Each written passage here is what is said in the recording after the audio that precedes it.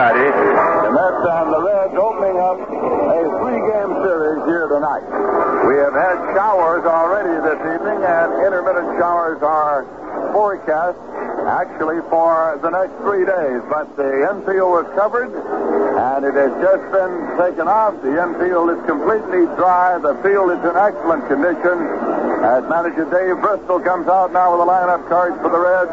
Manager Gil Hodges comes out with the lineup cards for the Mets, and it is Shag Crawford's umpiring crew. So now, ladies and gentlemen, here is Ralph Kiner. Okay, Lindsey Nelson, for the New York Mets. The leadoff batter will be Bud Harrelson. And before we go on with the rest of the lineups, our national anthem.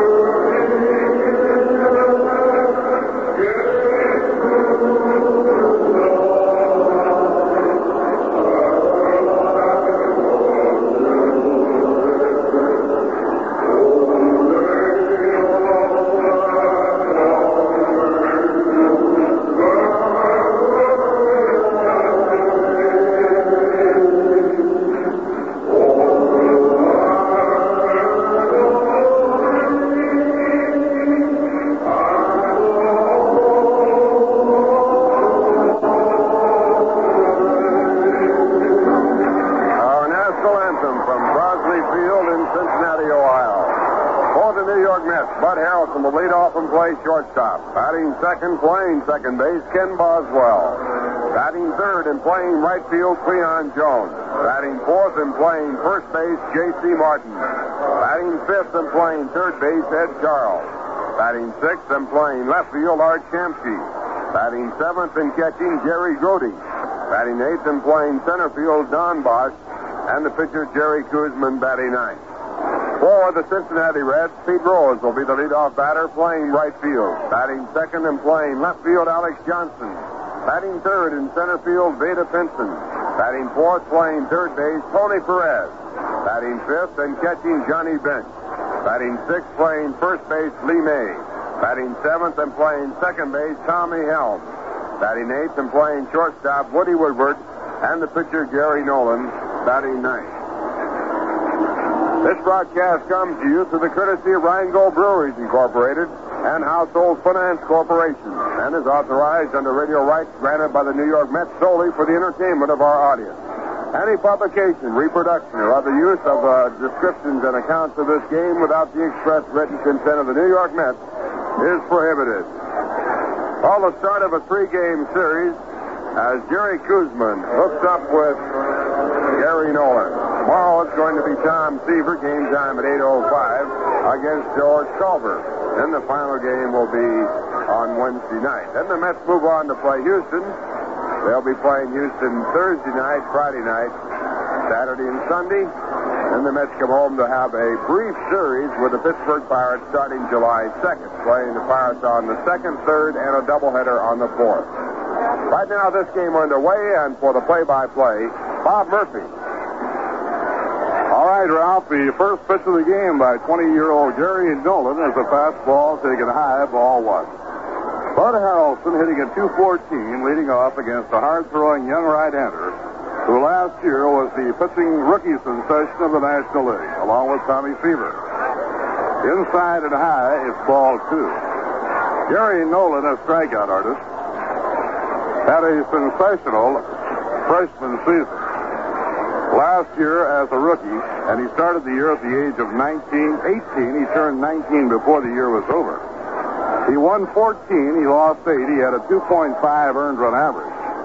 And he struck out 206 batters to be among the National League leaders.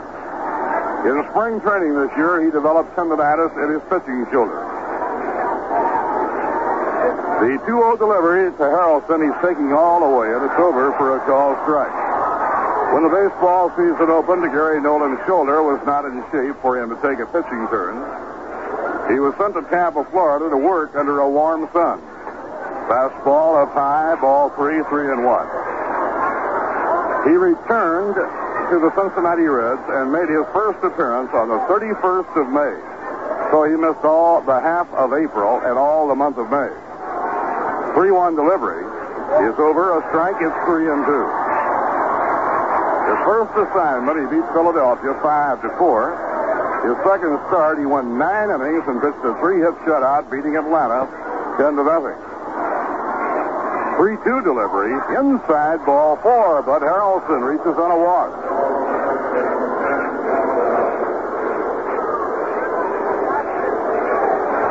That brings up Ken Boswell, hitting at .243. Ken had an excellent homestand as the Mets won 6 and lost 5 and gained ground in the National League race. Mets tonight are hoping to reach the 500 mark. After Gary Nolan, now 20 years old, won his first 2 starts. He had a no-decision game against Chicago in which he pitched well. His last 2 starts, he has pitched very well and lost both times, losing to St. Louis 2-0 and Atlanta 3-1. It's high, and Boswell takes ball 1. So Gary Nolan has won 2 and lost 2. And now, as Nolan appears to be a little wild at the start of the game tonight, Dave Bristol, the 35-year-old skipper of the Cincinnati Reds, is now on his way out to the mound. You know, it's awfully early to tell, but in watching Nolan here for the first time this year and watching him in this ball game, he looks like he is throwing with a sore arm. He's pushing the ball. He's not throwing as easily as he did last year. So possibly he might be having some arm trouble at this point. We're going to get some warm-up action in the Cincinnati bullpen, which would certainly indicate that Gary Nolan's arm does not feel right. Clay Carroll, who was recently acquired from the Atlanta Braves, starts to work in the bullpen, and he was throwing hard, so he's going to come into this ball game. Now, this is the 24th of June. Gary Nolan's last start was on June 20th. He worked 6 innings of the game against Atlanta, a game he lost by a score of 3-1.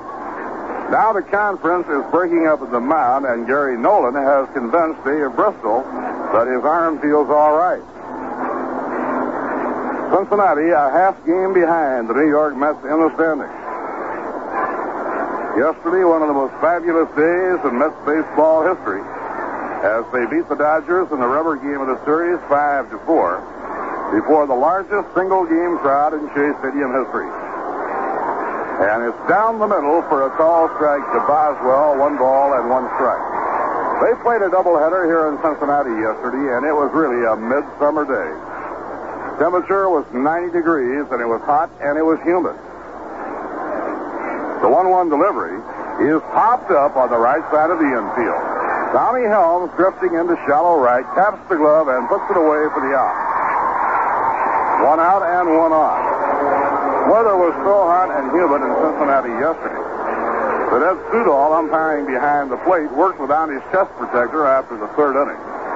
Had to leave after the 8th inning, and Billy Williams took over behind the plate. Again today, it was hot and humid here in the Queen City of Cincinnati. But about 1 hour ago, Mother Nature gave the air a good washing. A thunder shower that lasted about 45 minutes completely cleaned the air, and we have a delightful night now. Cleon Jones coming off a sensational homestand, stepping in now against Gary Nolan. The 11-game homestand, Cleon had 4 home runs and 13 runs batted in.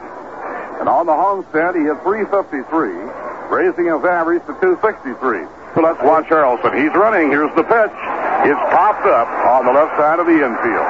Harrelson, plenty of time to get back. Woodward, the shortstop, makes the catch. Near second, 2 men down. Now J.C. Martin coming up. J.C., fighting his first batting slump of the year, has gone hitless his last 13 trips to the plate. 1 hit his last 17 times at bat.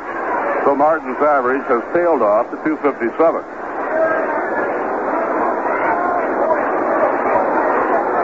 This year, the Mets and Reds have played 6 games, each team winning 3. And a fly ball hit the short right field. Moving out is Tommy Helms. He's under it and takes it for the out. Nolan's fastball must have a pretty good hop on it as the Mets pop it up. No runs, no hits, no errors, and 1 left on.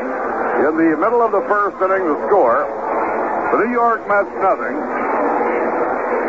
The Cincinnati Reds coming to bat. Sorry, but I won't be in today. I just don't feel very well. I'm feeling a little better, but count me out at least until next week. I'm calling for my husband. His son. Each year in this country, 77 million workdays are lost because of illness associated with cigarette smoking. Days that were lost because cigarette smokers suffer more illness than non-smokers. The Surgeon General's famous report 3 years ago clearly established the relationship between cigarette smoking and higher death rates. Now a new report documents the link between cigarette smoking and illness. Chronic illness which can last months, even years. Chronic bronchitis, emphysema, heart diseases, peptic ulcer, sinusitis. 77 million workdays lost. Something to think about, read about. Write the U.S. Public Health Service, Washington, D.C., 20201, for the new free booklet, Smoking and Illness. Of inning number 1, and left-hander Jerry Kuzman pitches tonight for the New York Mets. Last time Jerry lost the ball game, he lost to Cincinnati 3-0 at Shea Stadium over a month ago. Since then, he has won 6 in a row. Jerry now has won 11 and lost 2. Ralph, I would say he's certainly almost a cinch to be named to represent the National League in the All-Star game. Well, if you can't make it with 11-2 record, then I guess you can't make it. Which would be something if the Mets had the starting battery in the All-Star game.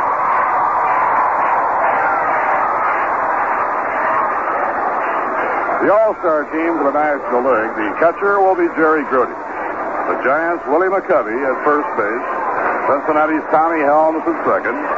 Chicago's Don Kessinger at short, and the Cubs' Ron Santo at third. At the outfield, Cincinnati's Pete Rose, Kurt Flood of the Cardinals, Henry Aaron of the Braves.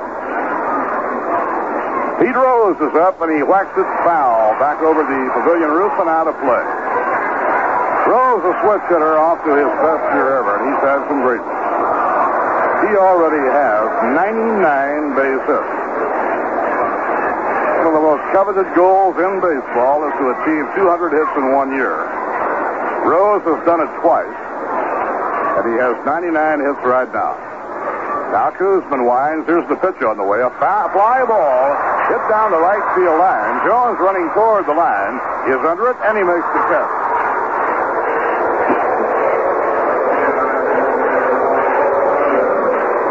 Cincinnati has a lot of hitting. The Reds as a team have a team batting average of 266.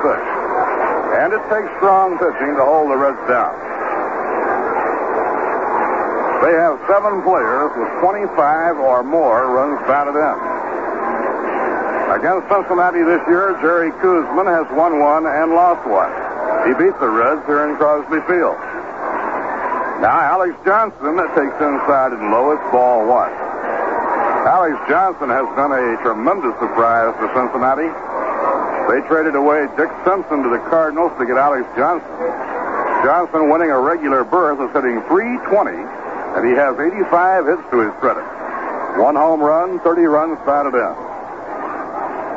On the outside corner, a call strike. It's 1 ball, 1 strike. The Mets will be back in Shea Stadium 1 week from tomorrow night, opening a July 4th series against the Pirates. That series will be Tuesday night, Wednesday afternoon, a doubleheader on the 4th. Ground ball hit towards second, a big hop for Kenny Boswell, and he pegs to Martin in time for the out.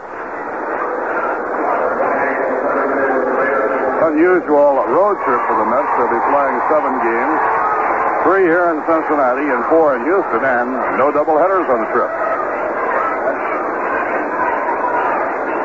Now the hitter is Veda Penson. Veda, hitting .274, has 3 home runs and 28 runs batted in.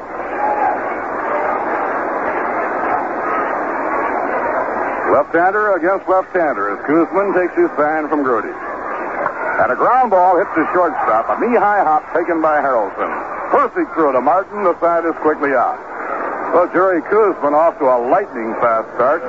No runs, no hits, no errors, and none left on. At the end of one inning, the score, the New York Mets nothing, and the Cincinnati Reds nothing.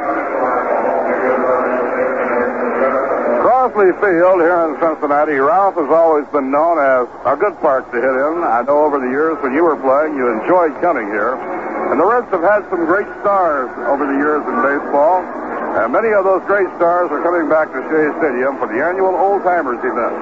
I always get a kick of walking through this stadium, and on the inside of it, underneath where the concession stands are located, they have big portraits of the different stars that have pitched here in Cincinnati. Fellows like Ewell Blackwell, Bubbles Hargrave, they're all up there, and it's always a fun thing to walk through there and take a look at these fellows and see them, in their youth, so to speak. We'll be seeing them, a little past their youth when they show up for the Old Timers Day on July 27th. They're bringing back all the Hall of Fame members of the Cincinnati Reds to play in that Old Timers game. And their opposition will be players who were associated with Gil Hodges on his 7 National League Championship Dodger team. So it should be interesting. We'll have fellas out there like, Duke Snyder for one. Campy Campanella will be out there. We'll have a lot of fun. Remember that date, July 27th, Saturday night. And that night, of course, the Mets are playing the Cincinnati Reds. So mark it down, and we'll be there. Hope you can make it, too. There is a light baseball schedule in the Major Leagues this evening. In the National League, the Cubs playing in Houston. It will be Rich Nye, 4-7 for the Cubs, and Larry Dierker, 6-10 for the Astros. Pittsburgh plays tonight at St. Louis. That game not yet underway. And those are the only 2 other games scheduled in the National League. In the American League, Detroit is playing at Cleveland. The Tigers lead 2-1 at the end of 2. Denny McClain, 12-2, pitching for the Tigers, and Mike Paul going for Cleveland. Minnesota and the White Sox play tonight in Milwaukee, and Oakland plays at California much later this evening. The only American League game scheduled. Now Ed Charles is started off with a curveball by Gary Nolan, and the pitch is inside, ball 1.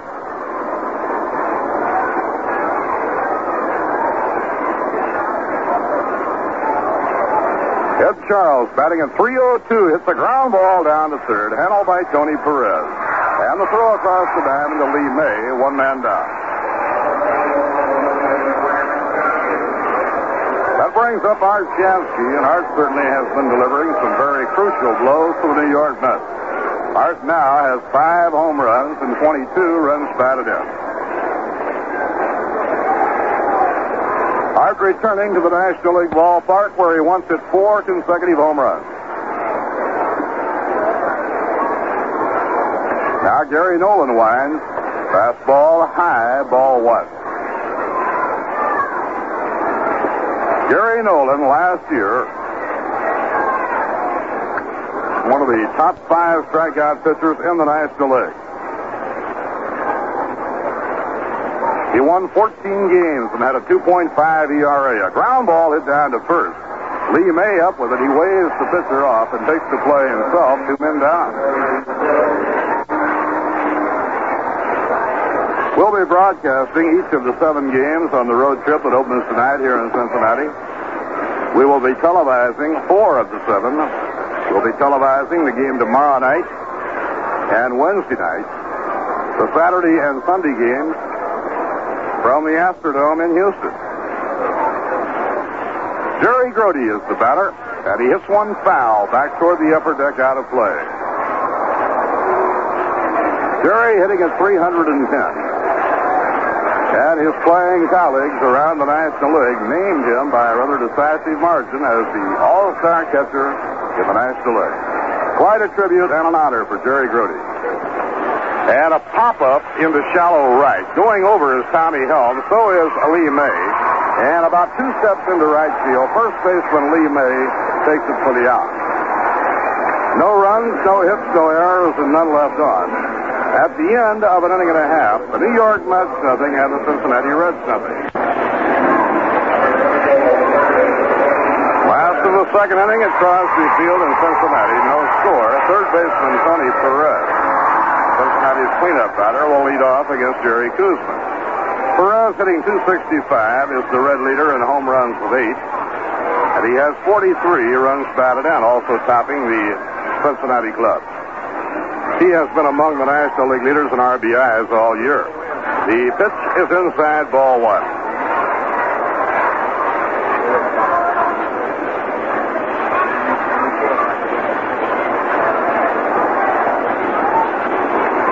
Now Jerry Grody sets the low target. A swing and a miss on a fastball. 1 ball, 1 strike to Tony Perez. Last year, Tony Perez hit .290, and he knocked 102 runs in. Reds have a lot of hitting and a lot of extra base hitting power. It is under the knees, ball 2. They do not have the home run hitting power of previous years.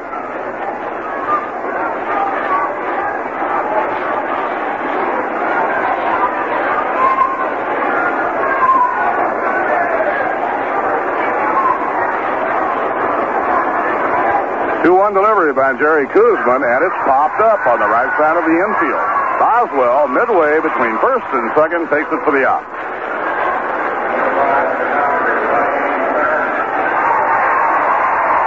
Cincinnati has one of the best hitting clubs in baseball with a team batting average of .266.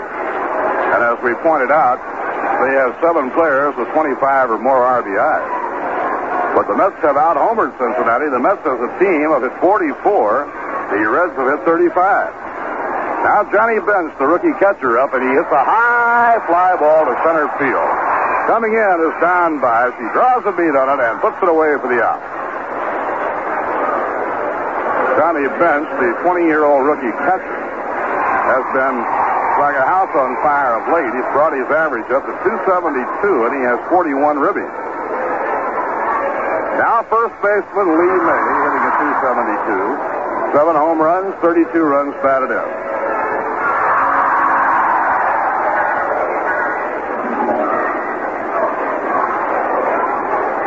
Jimmy Bregan on the coaching lines at first. Vern Benson is coaching at third. Here's the pitch by Jerry Kuzman. Good fastball on the inside corner, strike 1.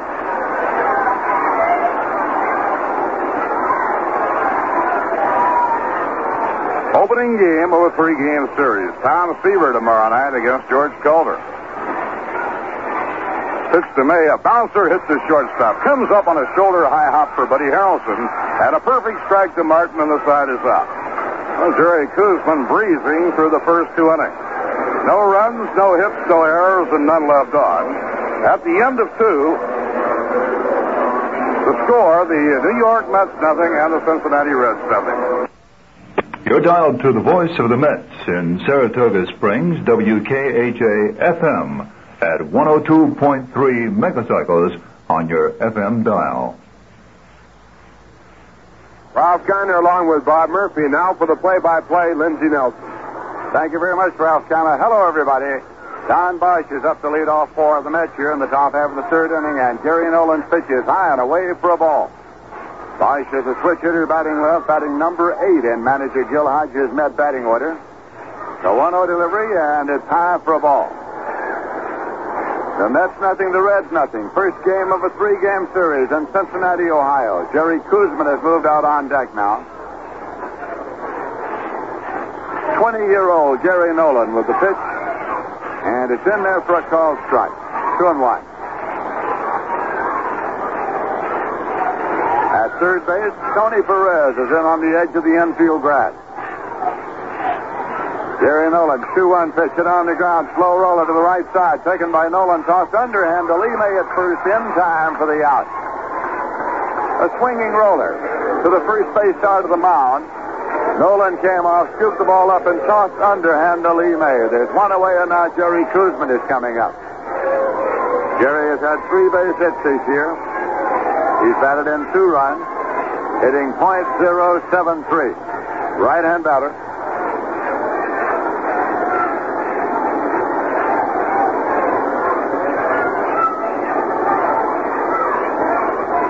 Nolan delivers, and it is low for a ball. 1-0 the count.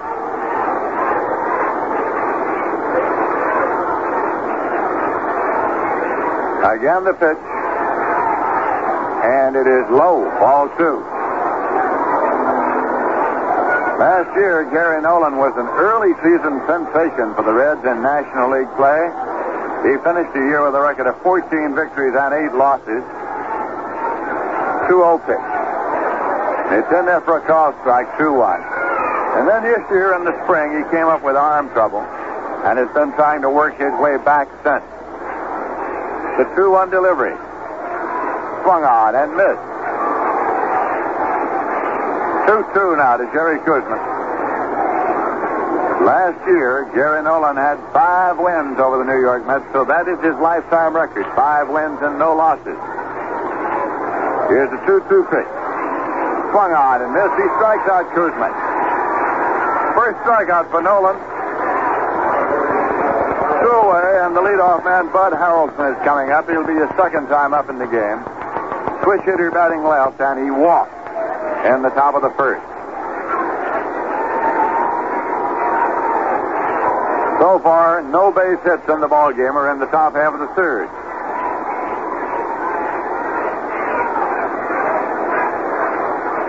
Here's a swing and a high pop foul coming back toward the dugout of the Cincinnati Reds. It's out of play. Goes into the seat. Johnny Bench gave it a run.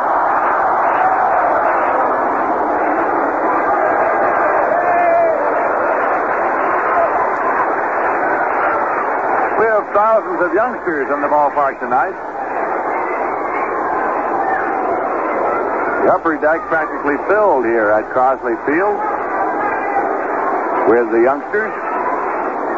Now the strike 1 pitch to Harrelson. Swung on and popped up foul back at first. Lee May calls for it. Goes past Yogi Berra. Lee May waits and makes the catch. So the side is out in order. No runs, no hits, no errors, none left. And in the middle of the third, the score is the Mets nothing, the Reds nothing.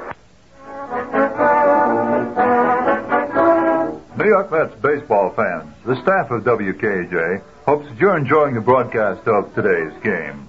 We urge you to patronize the sponsors who make it possible for us to broadcast the Mets baseball games to you. When you shop in these stores, businessmen know you heard their message during the New York Mets game and show your appreciation. The sponsors of the New York Mets games are Bullet Orchards with 3 convenient locations. Pinel's Restaurant on Jefferson Street in Saratoga Springs. John F. Weldon, South Broadway in Saratoga Springs. Walton Sports Shop, the corner of Henry Street and Lake Avenue in Saratoga. And the Riggy at Malta Corners, the intersection of Routes 9 and 67. Remember, you can hear all the New York Mets games, a full schedule, on WKAJ-FM.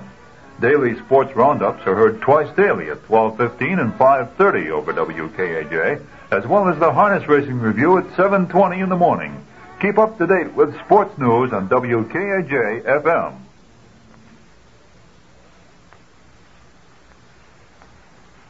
Bottom half of the third inning now, and Tommy Helms is coming up to lead off for the Cincinnati Reds. Tommy Helms, who will be starting at second base for the National League All-Stars on July 9th in Houston when the All-Star game is played this year in the Astrodome. Helms has been the leading Cincinnati batter against the Mets. His average against the New Yorkers for the season is .455. Overall, he's hitting .294 with 1 home run and 25 runs batted in. Right-hand batter facing left-hand pitcher Jerry Kuzman. The pitch is hit in the air to center. Don Bosch off and running and gets there to make the out. Line drive to right center taken by Bosch, and there is 1 away. Woody Woodward coming up now, the shortstop, obtained by the Cincinnati Reds from the Atlanta Braves. He has stepped into the lineup at short in place of Leo Cardenas. Up for his first time, he's hitting .148 for the season. He's had 1 run batted in. Cardenas is hitting .207 with 16 runs batted in for the season. Swing and a base hit into left field. Woodward delivers the first base hit of the ball game. Turns and holds as the ball is returned by Shamsky. And the Reds have a base runner with 1 man out, and Gary Nolan is the batter. Nolan has been up 12 times and had one hit. Hitting .083. He is looking down to sign man Vern Benson at third to see if the sacrifice is on. Pete Rose is on deck for the Cincinnati Reds. There is no score in the game. Ed Charles moves in on the edge of the grass at third base. In defense against the possible bunt. Kuzman works off a stretch, and here is the pitch. Nolan squares, punts the ball up into the air, foul, back onto the screen and out of play. So it is strike one. That ball rolled on the screen right up near our broadcasting booth, and I noticed Ralph Tanner going for it. Ralph, why don't you go after those line drive foul balls that come back? Lindsay, I've been playing ball since I was about 7 years old, and I'm smarter than that. This will be a strike one pitch. Again, Nolan squares, watches low, and it's a ball, 1-1. He was around the bunt on both the two pitches so far. Charles moving in from his post at third base. Well, here at Cincinnati in the broadcasting tier, one is rather vulnerable, as I have learned to my sorrow through the years. Here's the pitch bunted. And back to the mound is taken by Kuzman. He goes to Boswell at first. Sacrifice goes 3-4, and it moves Woody Woodward to second base. So the Reds now have a runner at second, and Pete Rose is coming up. Nolan, a right-hand batter, squared around and pushed that bunt to the first base side. Kuzman came up with the ball, had no play other than at first base, where Boswell had come over to cover. So now Rose, the switch hitter, will be batting right. Been up one time and he plowed out to right field. Hitting .347. He garnered more votes than any other National League player in the All-Star balloting.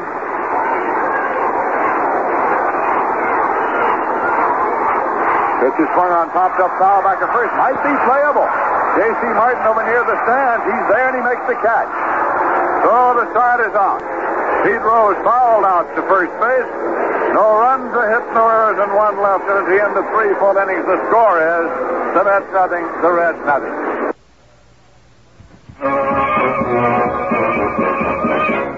The People's Choice International. The People's Choice International.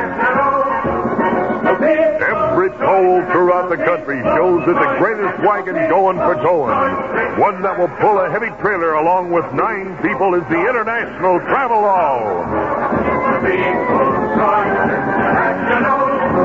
Friends, drivers, citizens, lend me your ear. Today you can wheel anywhere, anytime with V8 power. You can cross over to a man's world of driving with a new International Scout.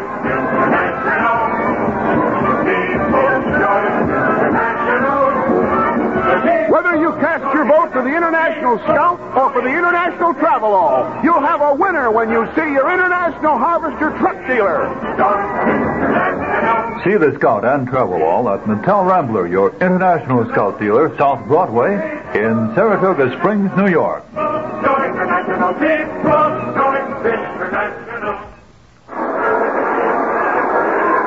We'll be going here now to the top half of the 4th inning. And Boswell will be leading off.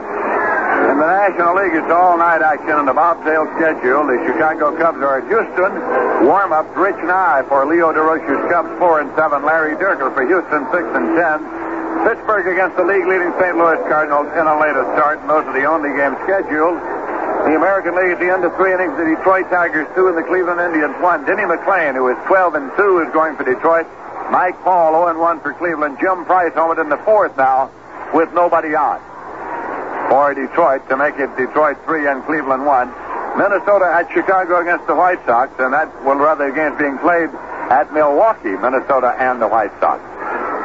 And it is Dean Chant 6 and 8 for Minnesota, and Bob Pretty 0 and 3 for Chicago. Oakland at California against the Angels in the latest start, and those are the only American League games scheduled. Pitch is outside for a ball to Kenny Boswell. Gary Nolan on the mound, and this pitch is low for ball 2. It's 2-0. Cleon Jones has moved up there on deck. Here is a 2-0 pitch to Boswell. Inside fastball. It's 3 balls and no strikes. Boswell went out to second base in the first inning. He's hitting .241. 3-0 delivery. And it's in for a call strike. Boswell took it. It's 3-1. The Mets nothing, the Reds nothing. Mets and Reds have played 6 games this year. Series is all even. 3 wins each. 3-1 delivery. Swung on and hit in the air. High to short right field. Pete Rose moves up and calls. He's underneath and waiting and makes the catch.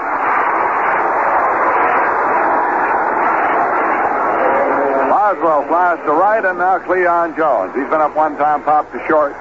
Cleon comes into tonight's game having hit safely in 15 of 17 games. What a homestand he had. Ron Swoboda still on the injury list with a sprained ankle that was sprained on the concluding game of the last road trip in Los Angeles. So Swoboda saw only pinch hitting duty in the homestand and is not in the lineup here tonight. He did come out to warm up the pitchers an inning ago. The pitch to Cleon Jones, and it's in there for a called strike.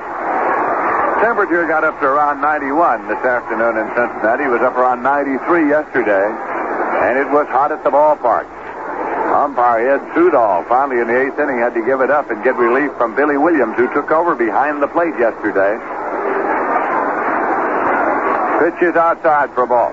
Did you see that story? Supposedly one of Yogi's, or one of his typical stories about the hot weather? No, I didn't. Mrs. Hodges came by, and Yogi was looking real good. He had a sports shirt on and slacks, and said, "You look so cool." And Yogi looked at her, and she was dressed in white linen, and he said, "You don't look so hot either." Here's a swing and a ground ball, base hit into left field. On down the line, Cleon rounds first and is holding up as the ball is returned by Alex Johnson. Cleon slammed that one on the ground between third baseman Tony Perez and the bag. Perez stretched himself out full length in a prone position trying to get to the ground ball, but it went right on by him. It's the base hit, the first hit for the Mets. Puts Cleon on at first with one man out and brings up J.C. Martin. He's been up one time and popped second.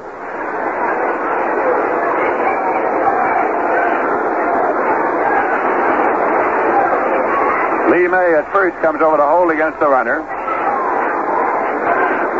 Gary Nolan works off the stretch. The pitch is low for a ball. Ed Charles kneeling in the on-deck circle.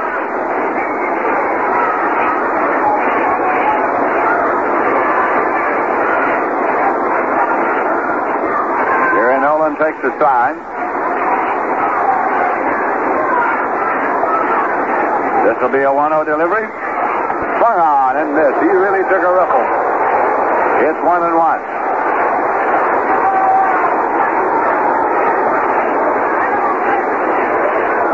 J.C. Martin right now has a season's batting average of .253.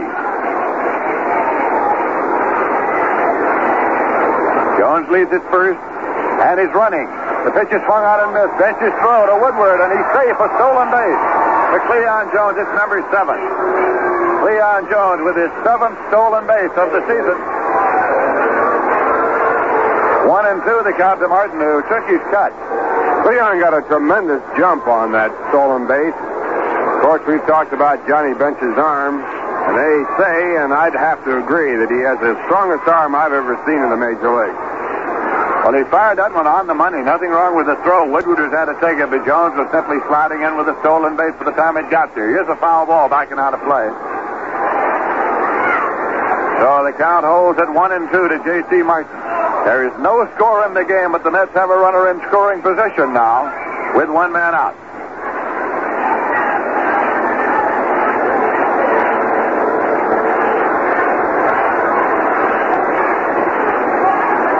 Nolan looks in, has the sign, sets up now off the stretch. Here's a pitch, swung on and missed. He strikes out J.C. Martin. 2 away, and Ed Charles is coming out. Second strikeout for Nolan. Charles brings a 10-game hitting streak into tonight's game. He's been up one time and grounded out third to first. Charles right now is hitting an even .300.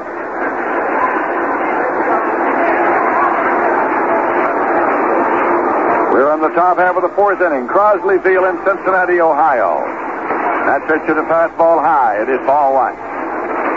The Mets flew out from New York this morning, leaving LaGuardia at 11 o'clock this morning, arriving in the early afternoon here in Cincinnati.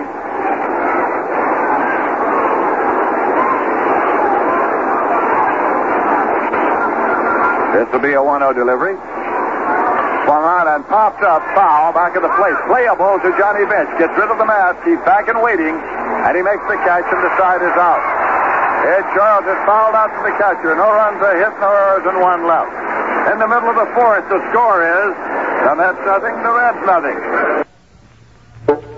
WKAJ Community Radio in Saratoga Springs is proud to be of service to its many listeners in Warren, Washington, and Saratoga counties. Whether it be a sporting event like the Sport of Kings from the Saratoga Raceway during the season, or New York Mets baseball, weather reports and highway conditions, or missing persons, community events, or the finest in music, there's more of everything more often on WKAJ AM and our newest edition, WKAJ FM, 6 a.m. till midnight, with a variety of music, news, and traffic information and weather forecasts. Nearly 9 out of 10 people driving to and from work or downtown listen to their car radios. In the home during the busy times of getting the youngsters ready for school and preparing lunches when they come home, the busy housewife can listen to the radio no matter where she is or what she may be doing, by carrying an AM/FM transistor radio with her. So, Mr. Businessman, it just makes good sense to spend your advertising dollar where you get more for less. Join the many others who use and enjoy listening to WKAJ Radio, Saratoga Springs, AM and FM.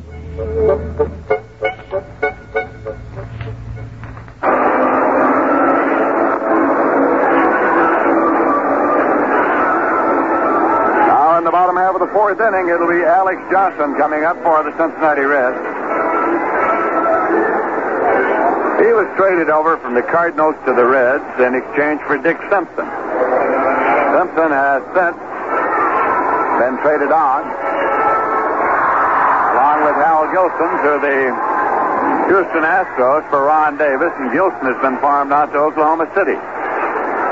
So here's Alex Johnson, who's been up one time and grounded out second to first, hitting .318 for the season. Playing a foul ball down the right field line into the seats and out of play. The thousands of youngsters in the ballpark tonight are in conjunction with a program the Cincinnati Reds have with the schools. These are the straight A students who have been brought out to the ball game here tonight. They are brought out 3 times during the course of the summer. There's a swing and a drive down the right field line, and it is a fair ball. Goes into the seats for a ground rule double. A ground rule double that bounced into the seats and out again, and Johnson's going on to third, but he'll have to return to second. Leon Jones chasing the ball after it bounded into the seats and back onto the playing field. But it is a ground rule double. Opening up the bottom of the fourth as Alex Johnson goes back to second.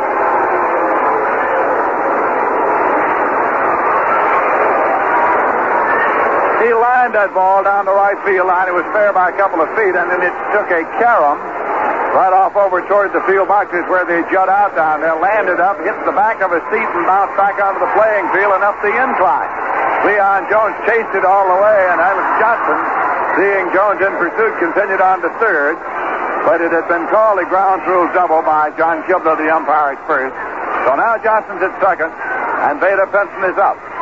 Nobody out. The Reds are threatening here in the bottom half of the fourth inning.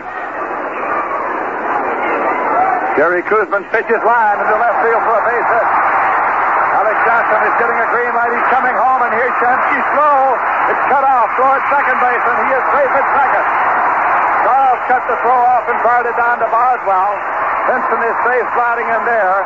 Johnson scored, and the Reds are out in front by a score of 1-0. A single to left, second on the throw. A run batted in for Vincent.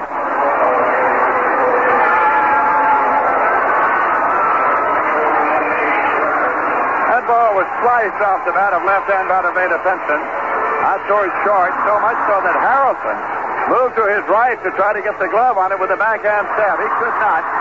Continued on out to the left where Shamsky picked it up, made the throw in, and Charles cut it off on the infield grass and fired to Boswell at second. in an attempt to get Pinson. But he was safe sliding in there, so now it's Tony Perez up. Nobody out. The Reds lead 1-0. Again, Kuzman off the stretch. Here's the pitch. Swung on, hit on the ground. Off the glove of first baseman J.C. Martin, taken by Boswell. It's a base hit. On at first is Perez, holding at third. It's Beta Pinson. J.C. Martin moved to his right to try to glove that ground ball. It caromed off his glove. Was taken by Ken Boswell on the outfield grass, who was backing him up. It kept Pinson from coming on around and scoring because the ball did not go through. And here in the bottom half of the fourth, the Reds have 3 consecutive base hits off Kuzman. They have runners at first and third now, nobody out, and Johnny Bench coming up. Pitch has been up one time, fly to center field. Mets have Harrelson and Boswell set at double play depth, moving them up halfway. Even with the bag at third, Ed Charles holding against the runner, J.C. Martin. Kuzman's pitch to the right-hand batter, swung on and hit high in the air to left field. Pinson is a fast man. He's tagged. Should score him. Chansky makes the catch. Pinson tags and comes home. The throw goes to second. A run scored. Perez holds. The Reds lead 2-0. Sacrifice fly to left and a run batted in.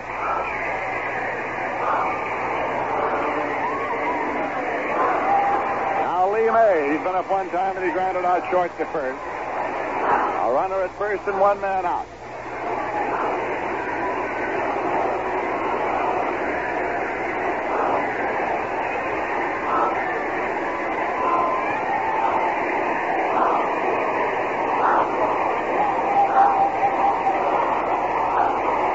Jerry Kuzman looks in to take his on from Jerry Grody.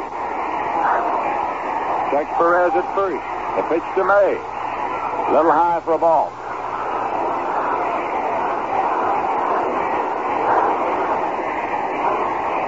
Cincinnati Reds 2 and the New York Mets nothing in the bottom half of the fourth inning.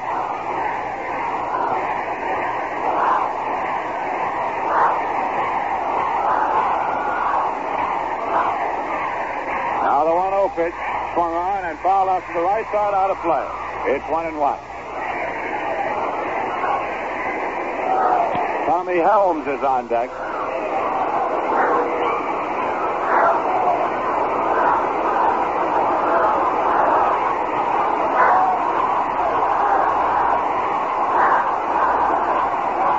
Kuzman checks the runner.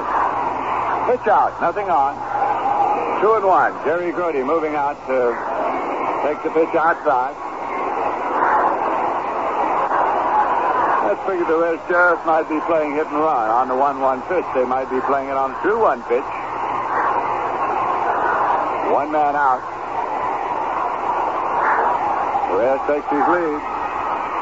There's a swing and a ground ball taken backhanded to third by Charles with a long throw in time to get May. Moving on to second, Perez. Nice play by Ed Charles. The move in behind the bag at third to backhand the ball and then has a long throw over in time to get May. Perez moves to second, and Tommy Helms is coming up. Helms has been up one time, and he lined to center.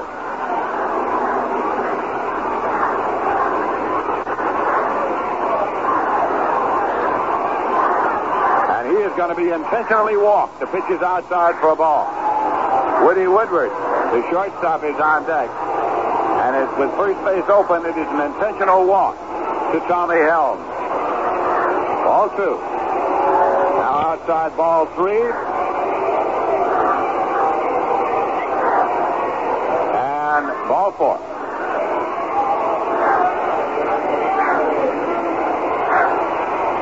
That is the first walk issued by Kuzman, and it is intentional. Now Woodward is up. He had the first base hit for the Reds off Kuzman here tonight. It came in the third inning, so he's 1 for 1 tonight. Right-hand batter. Perez at second and Helms at first.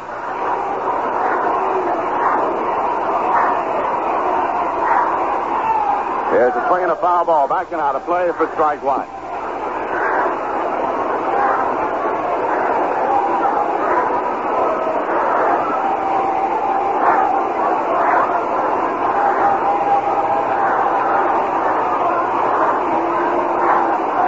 Woodward swings the bat as he waits. Has it cocked now. Kuzman checks the runners, leading at first and second. And the pitch comes in low for a ball. It's 1-1.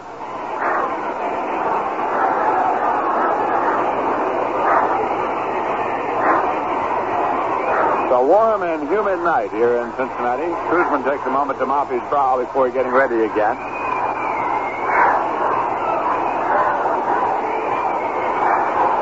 Now the 1-1 pitch. Swung on and tipped out of play. Right at the feet of Jerry Grody. It's 1-2.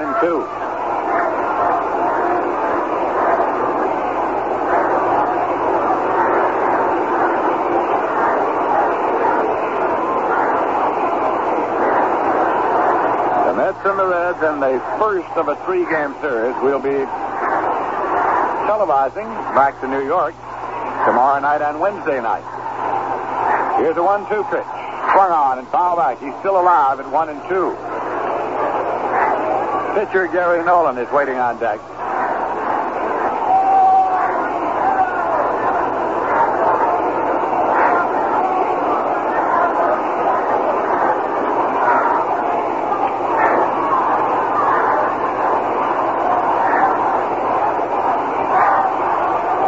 Kuzman takes the sign and steps off the rubber. Goes back to the rosin bag. Takes his cap off, mops his brow first with one sleeve and then the other. Up on the slab again to take the sign. 1-2 delivery. Swung on and fouled off to the right side out of play. Count holds at 1-2. Kuzman has struck out none and walked one so far tonight.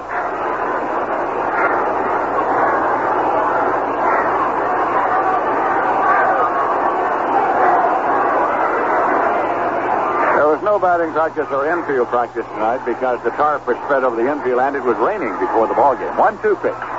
Line fouled on the right field line into the seats out of play. Count continues 1-2.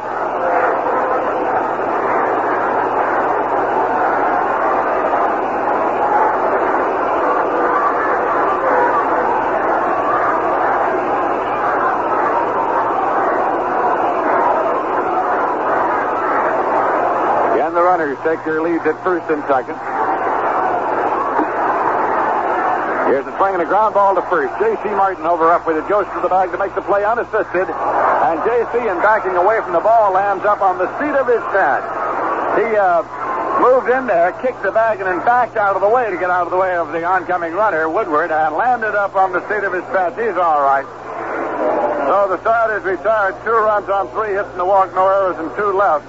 At the end of 4 full innings, the score is the Reds 2 and the Mets nothing. For your protection this summer, the United States Coast Guard is keeping a sharp lookout for negligent and reckless boat operators. It's against the law to operate boats at dangerous speeds or to operate while under the influence of alcohol. It's also unlawful to water ski in the vicinity of piers or to endanger others using the water.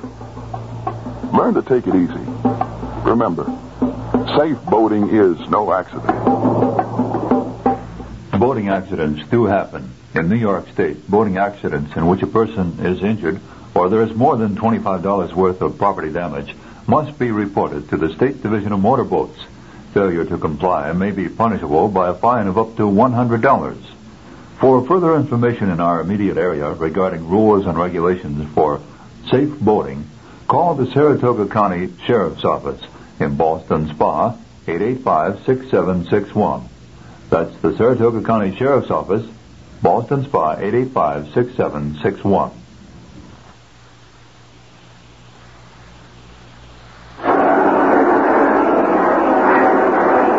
We'll be going to the 5th inning. Before we do, we pause for station identification. This is the New York Mets Baseball Network. Bringing you all the Mets games, you're dialed to the FM voice of WKAJ Radio in Saratoga Springs, New York. Hear Mets baseball at 102.3 FM. This is Lindsey Nelson with Ralph Kiner and Bob Murphy at Crosley Field in Cincinnati, Ohio. And Art Shamsky's coming up for the Mets. He's been up one time and he grounded out to first base. The Reds are leading by a score of 2-0. Gary Nolan is on the mound for Cincinnati.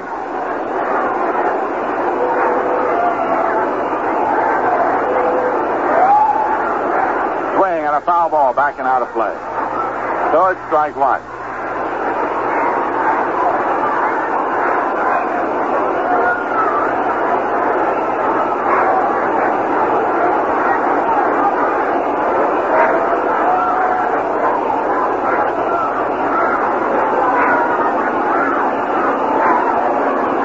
Pitch it on the ground to third, charged by Perez. Up with it, throws on the run, and in time to get Shemsky. One away, and now Jerry Grote is coming up. He's been up one time and popped out to first base. Against Cincinnati this year, Jerry has hit .474. He's been the leading Met batter against the Cincinnati Reds. And as you know, he will be the starting catcher for the National League All-Star team at the All-Star game in Houston on July 9th. Quite an honor for this young man. Gary Nolan with the pitch outside. It was raining before the ball game. There were no drills, and we had a chance to have a long talk with Jerry. He had been notified that he is on the National League All-Star team. He's especially glad that he'll be going back to his home state of Texas to play in the All-Star game. Here's a swing and a fly ball to center. Veda Pinson is coming in now to make the catch. Two away. Grote's home is in San Antonio, and so his parents will have a chance to come over to Houston and see him play for the National League All-Stars. Here's Don Bosch coming up now. He's been up one time and grounded out pitcher to first.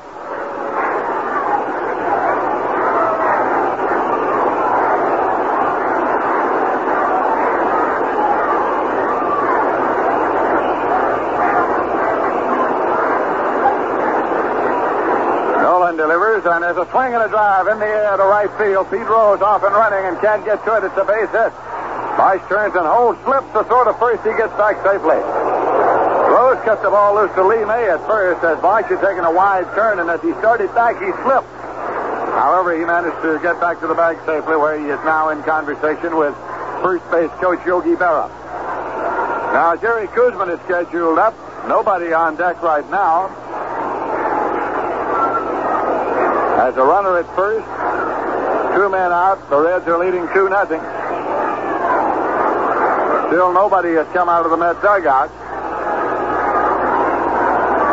We are in the top half of the fifth inning. The base hit was only the second for the Mets in this game off Gary Nolan. So perhaps manager Gil Hodges is thinking of going to a pinch hitter, or perhaps there's some other reason for the delay. We can't tell from here.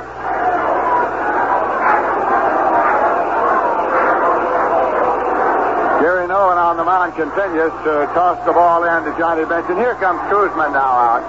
Kuzman comes out, getting the helmet as he comes out, so he's going to bat for himself.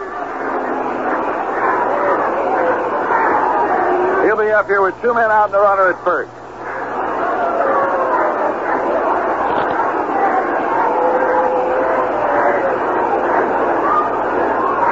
He's been up one time and struck out. Right-hand batter. Bosch leads at first.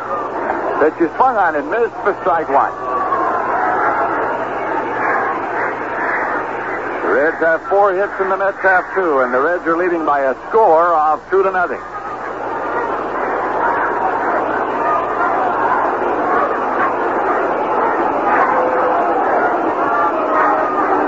Here's a pitch high. It's 1-1.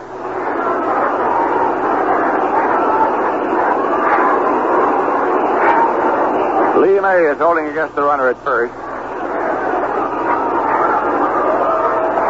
That pitch is in for a called strike. 1-2.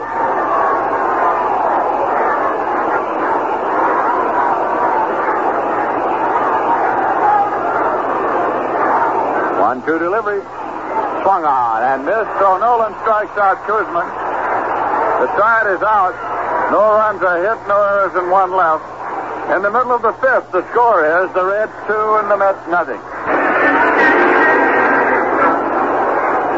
The Cincinnati Reds will come up now in the bottom half of the fifth inning. And it'll be Gary Nolan, the pitcher, up to lead off. This is an official game as of right now. The home team is leading by a score of 2-0, and we're through 4 1/2 innings, and that makes it an official game. At this stage, it is heavily overcast here.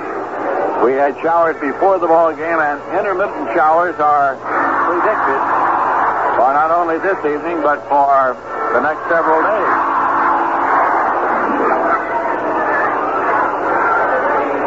Nolan's been up one time, sacrificed, so officially he has not had a time at bat.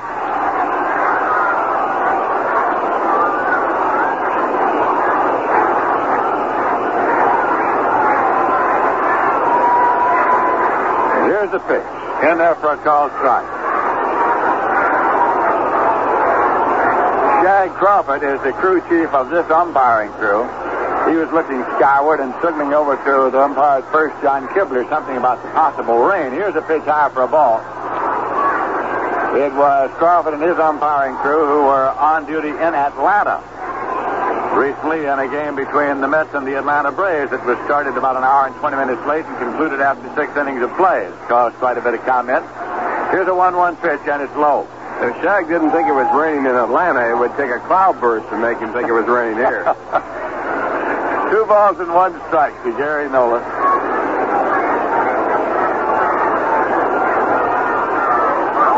And the pitch. Low for a ball. Receiver Marvin Miller, the player representative, sent a very strong letter to the commissioner about the conditions of that ball game. He also sent a copy to Paul Richards, the operator of the Atlanta Ball Club, and Paul got very hot about it and sent it back and said, "Take me off your mailing list." Pitch is high for a ball. And it's a walk issued to Gary Nolan, leading off here in the bottom of the 5th. So the Reds have a leadoff base runner, and it'll be Pete Rose coming up. Rose slid to right and fouled out to first base. Don't let unpaid bills ruin the fun of spring and summer. Get an HFC bill payer loan and clear up all your money obligations at once. See Household Finance now.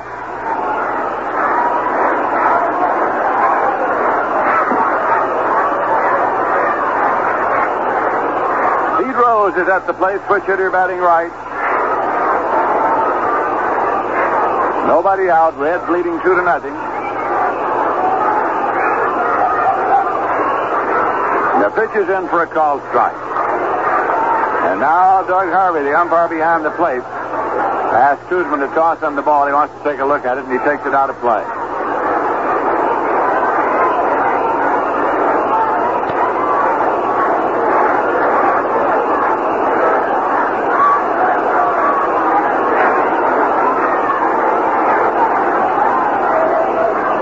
Strike one delivery. Hit on the ground is short. Taken by Harrelson. Over to Boswell. That's one. The relay to first, a double play. From Harrelson to Boswell to J.C. Martin. 2 men away, nobody on base, and Alex Johnson coming up.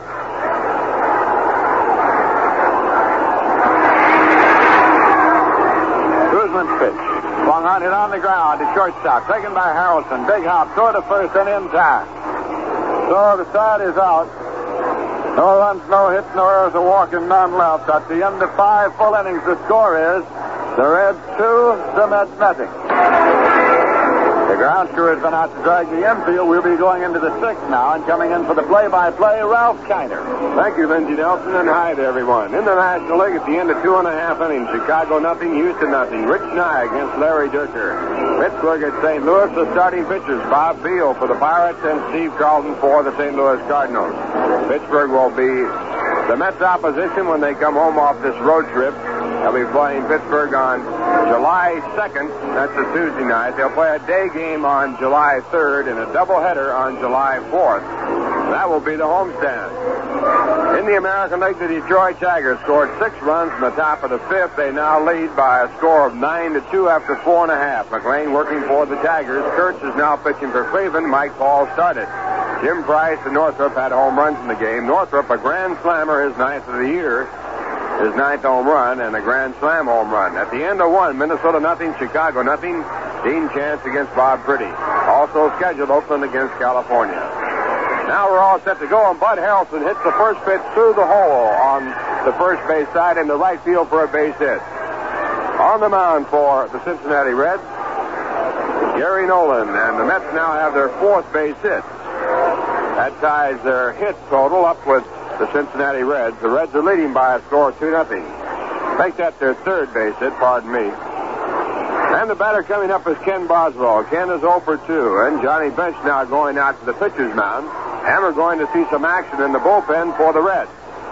At the start of the ball game, Bud Harrelson walked in a 3-2 pitch. When Ken Boswell came up and the first 2 pitches were balls, the manager came out to the mound, Dave Bristol, to talk with Gary Nolan, and they started the warm-up play, Carroll, in a hurry. This time they have Jay Ritchie warming up in a hurry, and here comes Dave Bristol again. Throughout this ball game, in spite of the fact the Mets have only 3 hits, Nolan has not looked like the pitcher he was last year. He has been very careful throwing, although he has pitched well. His fastball has been fairly good. He has thrown only several curves, and they're going to take him out of the ball game. So that is all for Gary Nolan. He is going out of the ball game. And it's going to be Jay Ritchie coming in. So evidently he's been bothered by arm trouble. He was plagued with it in spring training, and he missed the first part of the season because of a sore arm. So he goes out. He can be the winner. The Reds are in front by a 2-0 score. 5 innings are in. A pitcher has to have 5 innings in as a starting pitcher to pick up a win. And it's going to be all for Gary Nolan. He worked 5 innings. Gave up no runs. Runner at first base. His responsibility. He gave up 3 hits. A single to Bud Harrelson as he led off here in the 6th. A single to Don Bosch and a single by Cleon Jones. He struck out 3, getting Jerry Kuzman twice and picking up J.C. Martin once. And he walked 1 batter, the leadoff batter in the ball game. Cincinnati Reds have been plagued with bad arms this year. They potentially had a fine staff. Mel Queen is currently on the disabled list. He was a fine pitcher last year for the Reds. Gary Nolan trouble all through the early part of the year. Jim Maloney's had some problems. So they have had pitching problems. Now we're all set to go. Boswell in the batter's box, and the first pitch by Jay Ritchie is hit to the middle into center field, a base hit. Harrelson goes to second base and stays right on the bag as Veda Pinson picks the ball up. And the Mets have the tying run at first base now with no one out, and the batter coming up is Cleon Jones.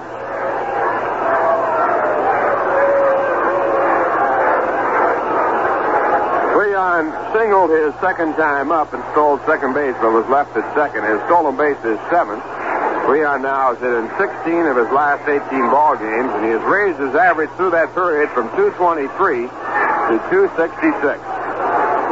One thing you notice when you go on the road right away is when a fellow like Cleon Jones comes up, he gets no applause from the fans on the road, but at home, you just about get knocked out of the broadcasting booth.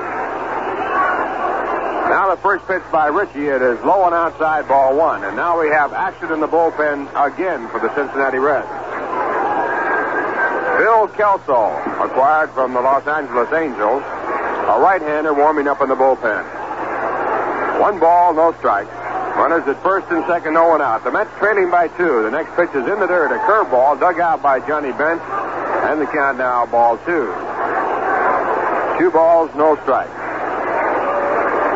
Leon has 8 home runs to tie a career high for one season. He has 26 runs batted in. And batting with a tying run at first. Ritchie checking out the signs, goes in the set position. Here's the pitch. And it's a fastball. It's inside, ball 3. So Jones with a count 3-0, checking with Eddie Yost, the third base coach, as to whether or not he'll be hitting. He's been a hot batter. There's a chance he could be. Now it's back to the plate, and the pitch is over the inside corner. He was taking, and the count 3 balls, 1 strike. The on-deck batter is J.C. Martin. You can bet he'll be hitting on a 3-1 pitch that comes up. Here's the pitch. He hits it in the center field. A little looping line drive. It's going to be a base hit. There might be a play at third. Harrelson held up. He goes to third and just gets there ahead of the throw by Veda Pinson. But Harrelson held up. Thinking the ball might be caught, it dropped a good 15 feet in front of Veda Pinson. He picked it up on 1 hop, and Harrelson had to go as fast as he could go, and he just beat the throw for the 4th play at third.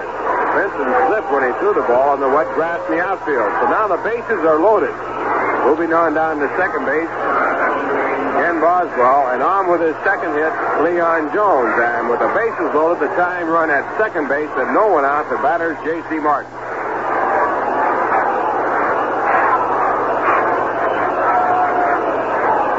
J.C. is 0 for 2 in the game, a left-hand batter. And Jay Ritchie's first pitch is hit hard down to first base. They're going to try for 2. The throw to the shortstop at second in time. The throw back to first base, a double play. Fine double play started by Lee May. The throw taken by Woody Woodward.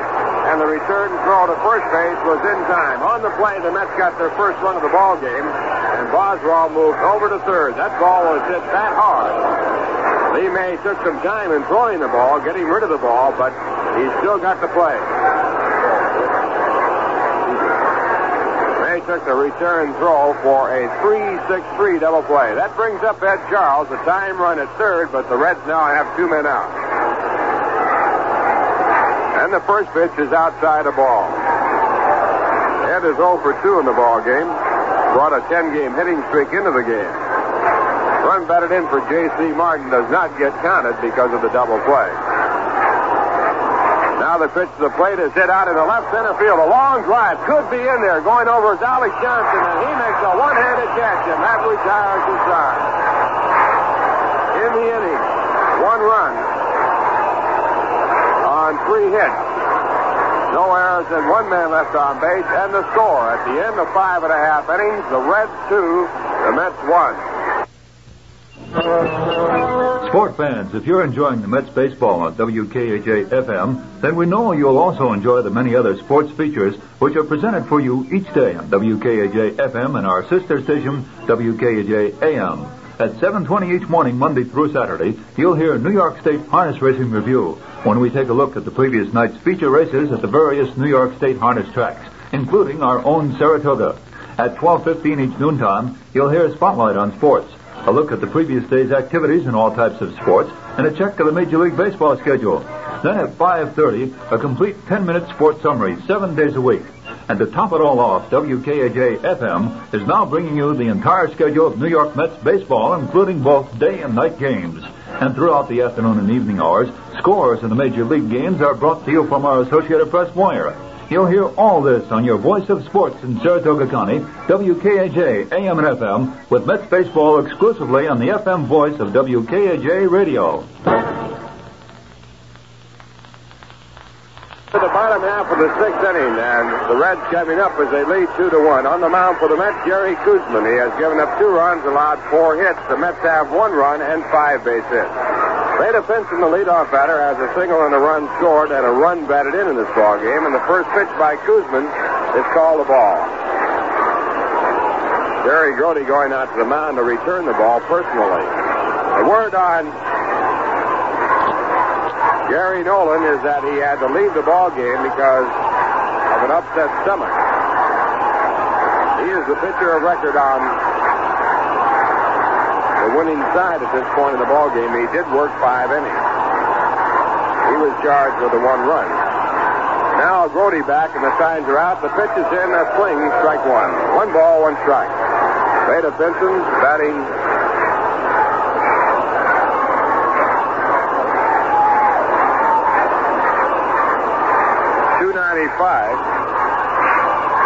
and he hits one, a little fly ball in the shallow left field. Art Kamsky comes in quickly to make the catch, and it's out number 1.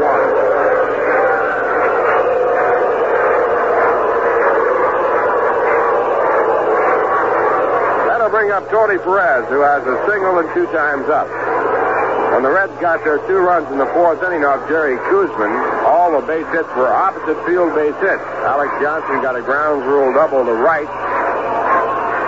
Beta Pinson singled to left to drive in a run, and he was driven in when Tony Perez singled off the glove of J.C. Martin at first base.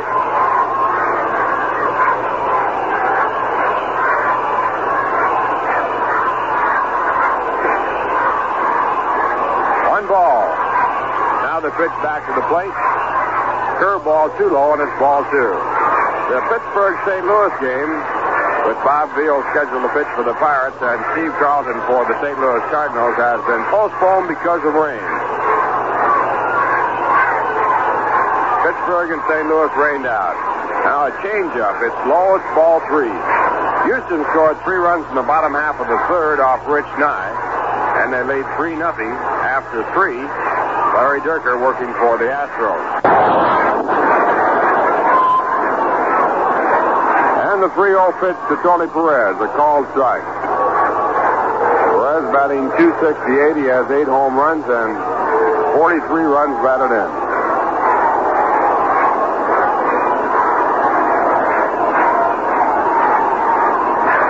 Now it's 3-1. Kuzman pitches, and the ball is popped into shallow right field. It could drop in. It does. Coming over is Leon Jones to make the play on the first hop, and Perez now with his second scratch hit on at first base.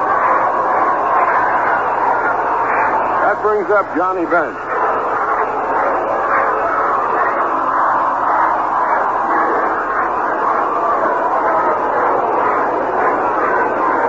Bench, a right-hand batter, 0 for 1 in the game.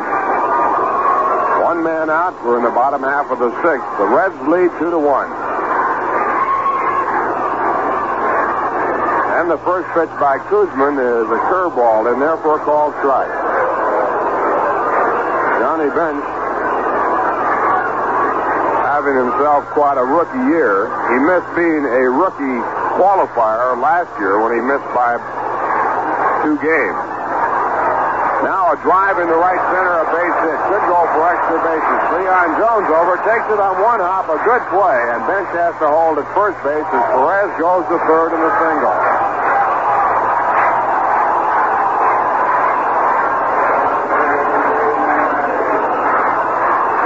Brings up Lee May. Lee, the big first baseman, 0 for 2. Coming to bat with runners at first and third and 1 man out here in the bottom half of the 6th. Reds in front 2-1.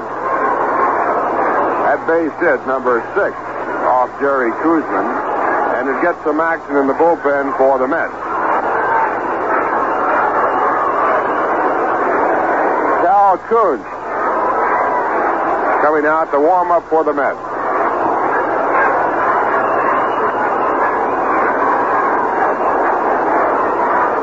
May batting .270 with 7 home runs, 32 runs batted in. Mets are playing their infield back looking for 2. Here's the pitch. It's fouled off, strike 1.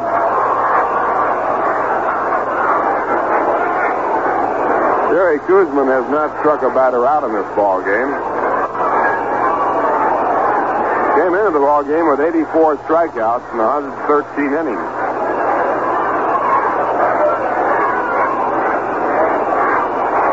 Came in with a 1.51 ERA. A record of 11 wins and 2 losses. Working under tough circumstances here. Here's the pitch.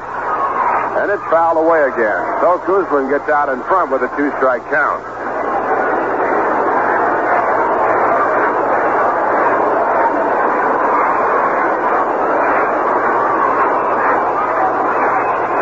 Got 2 runs in the 4th, and Mets got their 1 run in the top of the 6th. Now time is called as Jerry Kuzman ties his shoelace on his right shoe.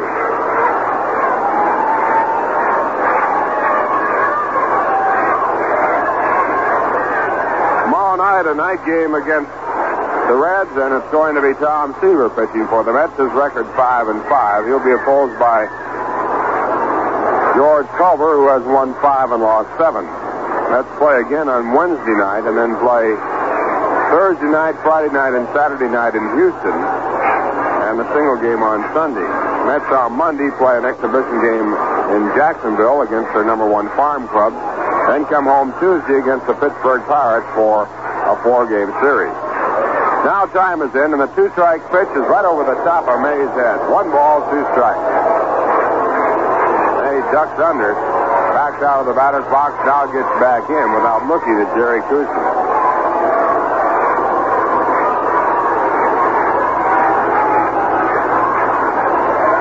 Mets and Reds have played 6 times through this ball game. Both sides have won 3. Now Kuzman sets. Here's the pitch. And a curveball is just high.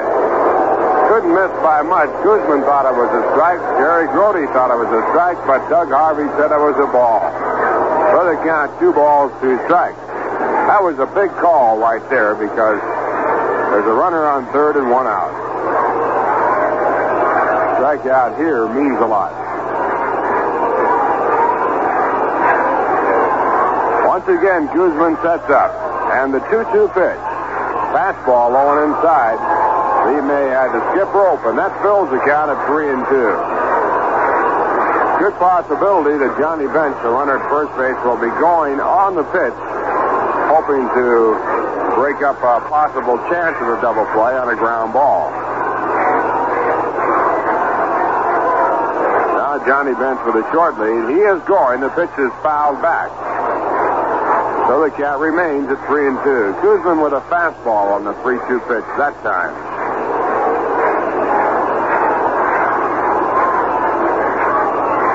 Tony Perez is on at third base. Reds have a 2-1 edge and have runners at first and third with one out here in the bottom half of the sixth. Once again, the signs are out. And a throw to first base chases Bench back. He got back without a tag. J.C. Martin playing first base for the Mets tonight.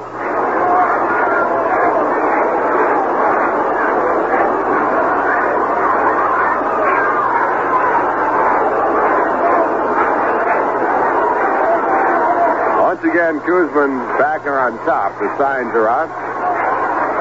Bench with a short lead at first. He's running, and the pitch is at deep to left field. Forget it. Goodbye. It's gone.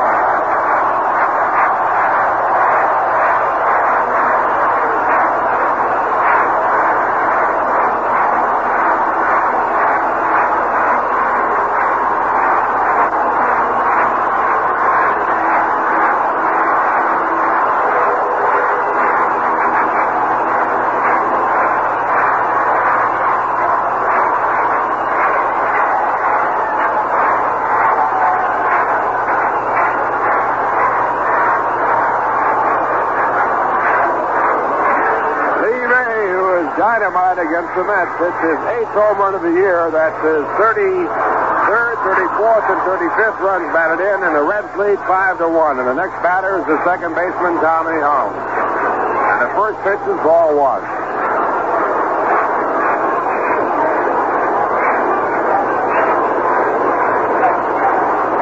Helms is 0 for 1. He was walked intentionally his last time up. Now a pitch back high, and it's ball two. 2 balls, no strikes. Reds have 5 runs on 7 hits now. The Mets have 1 run and 5.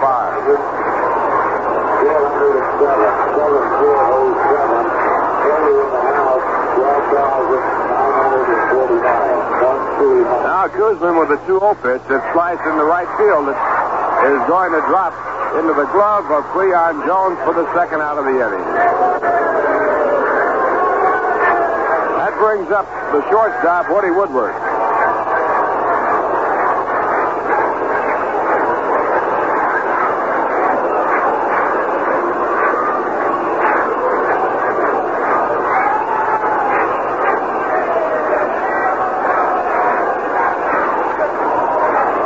Woodward with a base hit and 2 times up, and the first pitch is high, a fastball missing. 1 ball, no strikes. Total attendance here tonight, 12,449. Paid attendance of 7,467. Seeing the Reds in front by a score of 5-1. Now, the pitch is called a strike as Woodward goes out as though to bunt, but takes 1 ball, 1 strike. Gary Kuzman running into the Cincinnati Reds power here tonight.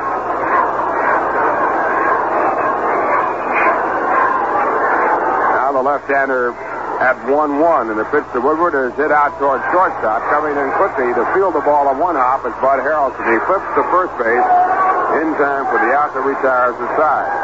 But in the inning, the Reds scored 3 runs on 3 hits, a 3-run home run by Lee May. No errors and no one left on base, and the score at the end of 6. The Reds 5, the Mets 1.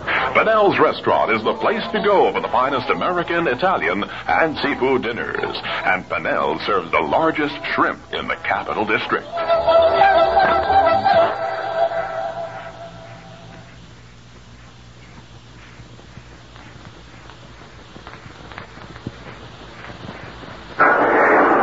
going to the top of the seventh, the Mets trailing 5-1, and we pause now for station identification. This is the New York Mets Baseball Network. You're listening to New York Mets baseball on WKAJ FM 102.3, Saratoga Springs, New York. Ralph Kiner along with Bob Murphy and Lindsey Nelson from Crosley Field in Cincinnati. And the first pitch to Art Shamsky as the Mets trail by 4 is called a ball. Jay Ritchie on the mound for the Cincinnati Reds. He took over for Gary Nolan, who was taken out because of an upset stomach after he pitched to one batter in the top of the sixth. Now a foul ball on the right field side down the line going into the stand. 1 ball, 1 strike. Art is 0 for 2 against his former teammates. Left-hand batter hitting .251 with 5 home runs and 22 runs batted in.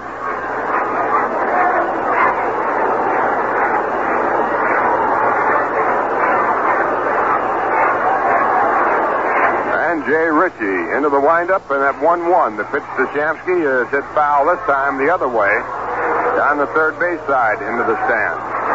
1 ball, 2 strikes.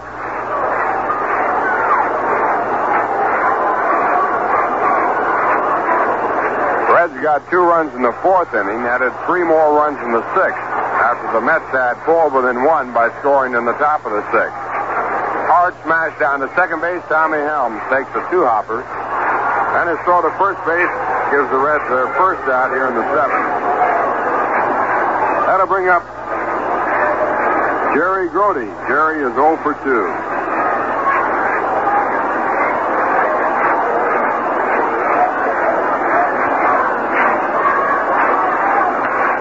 And he hits the first pitch through the middle in the center field, a base hit. So Jerry continues his fine hitting. He is the number 1 all-star catcher in the National League this year. Came up with his average at .306 and is 1 for 3 here tonight. Keeps his average going.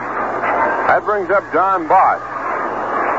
Kevin Collins is coming out to the on-deck circle for the Mets. Gary Kuzman, the pitcher, is due up next. 1 away, top of the 7th. The Mets are trailing by a score of 5-1. And with that base hit, we have action starting up in the bullpen for Cincinnati. First pitch is looked at by Don Bosch. It's called a ball. Bill Kelso again starting to warm up for Cincinnati.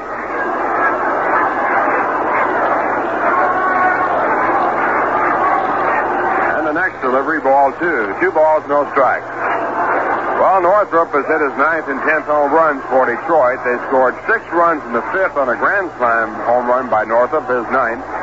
They added 5 more runs in the top of the 6th.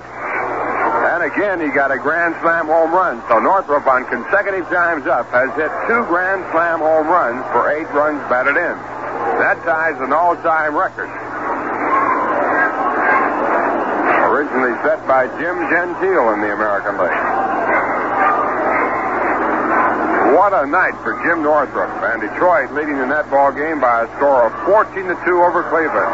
High pop-up into center field. Vada Pinson moving over to his right. And he makes the catch. So Don Bosch flies out to center field, and Jerry Grody goes back to first. And that'll bring up Kevin Collins batting for the pitcher, Jerry Kuzman. Cal Kuhn is warming up in the bullpen for the Mets. He'll be their next pitcher. So Jerry is taken out, trailing with the score 5-1 in favor of the Reds.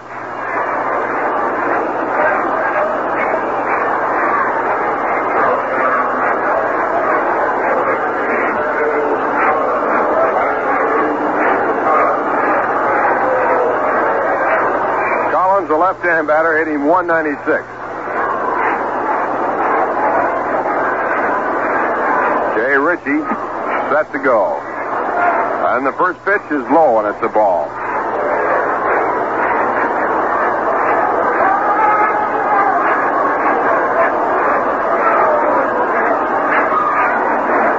Grody not being held on at first base. Lee May about 3 steps behind him. And the next pitch is inside, a fastball for ball 2.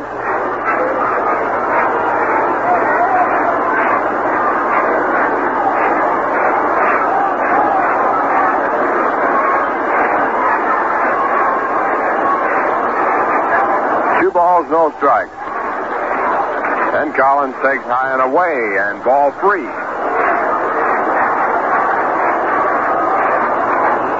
On deck batter, Bud Harrelson for the Mets. Mets need the bases loaded to bring up the tying run. And the 3-0 delivery is strike.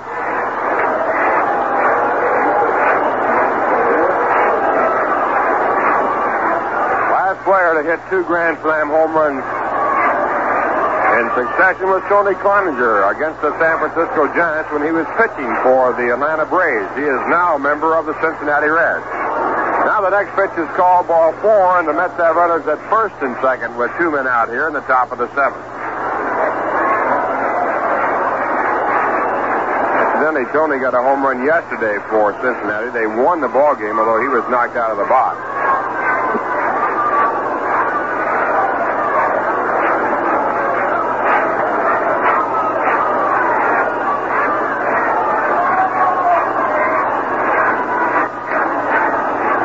First pitch to Bud Harrelson, called a strike. Bud taking all the way, trying to get on base for Ken Boswell. If Ken can get up, he'll represent the tying run. And Jay Ritchie back, and the pitch is hit in the center field, a base hit. Vada Vincent charging, gets the ball in shallow center, coming around to third, and holding now is Jerry Grody. The fire throw in is cut off by Lee May right at the pitcher's mound. So the bases are loaded. The tying run is at the plate. Here comes Dave Bristol out to the mound.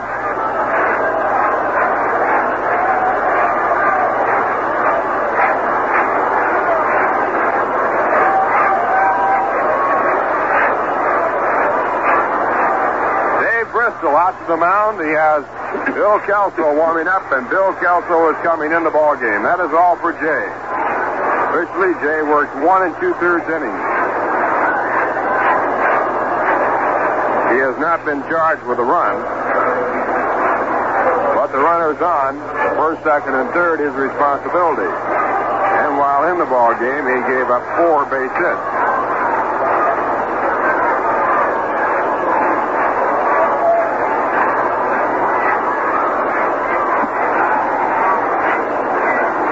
Coming in the ball game, Bill Kelso. Bill with a record of 3-0, making his 24th appearance, his third against the Mets. All of his appearances have been in relief. At every bottle and can of Rheingold Extra Dry, there's a 10-minute head waiting to be poured. However, a few people have told us that the head on their Rheingold is not lasting a full 10 minutes.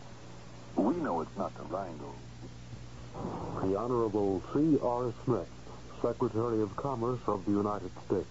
This year, more than 13 million youngsters will want jobs to gain work experience and a chance to earn some money to help them throughout their school careers. Most of these young people will find those jobs, but for some, unless we all help, there will be no jobs, only frustration and idleness.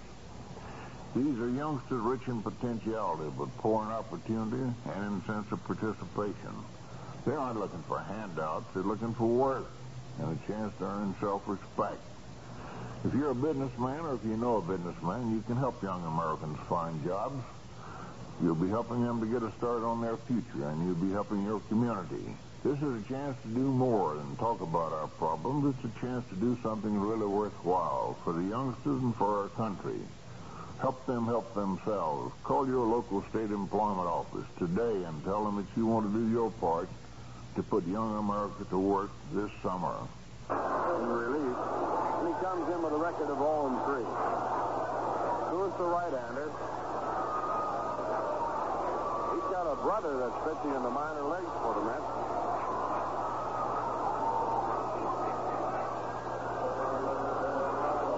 His brother's name is Donald. He went 4 innings in relief Sunday and was the winning pitcher.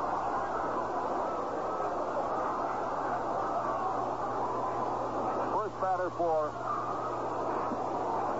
Cal will be the pitcher, Bill Kelso, right-hand batter, not a bad hitter.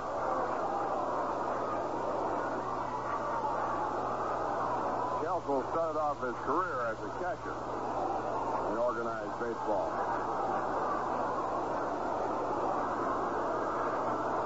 5-1, the Reds lead. Both sides with 7 base hits. Bottom half of the 7th. And the first pitch Swung on and missed strike one. And Kelso was trying to hit it out of here. Big swing and miss. Big blow in this ball game, a 3-run home run by Lee May. Came in the 6th. One strike pitch, another swing and a miss. Strike 2.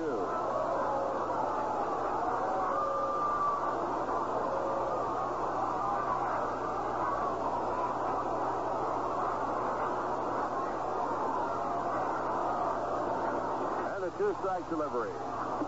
Slider missing outside. 1 ball, 2 strikes.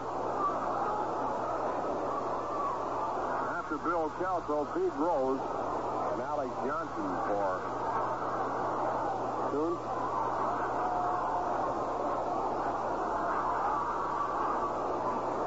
12,949 here in the ballpark tonight. Next delivery is fouled out on the ground. So the count remains at 1 ball and 2 strikes on Bill Kelso.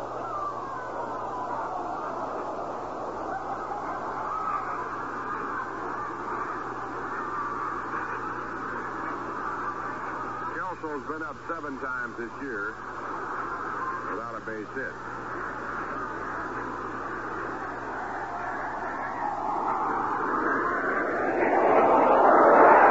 Grote, the all-star catcher, sending the signs out.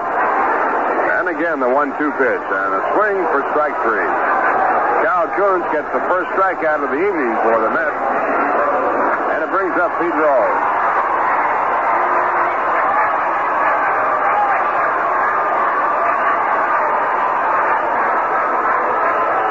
Pete is 0 for 3 in the game. He has flied out to right field, fouled out to first base, and hit into a double play.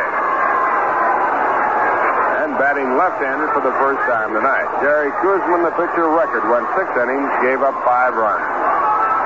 Came into the ball game with a record of 11 wins and 2 losses.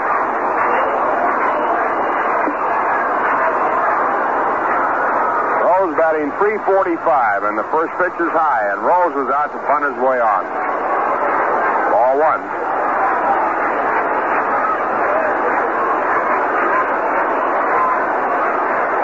Needs 1 base hit to have 100 base hits for the season.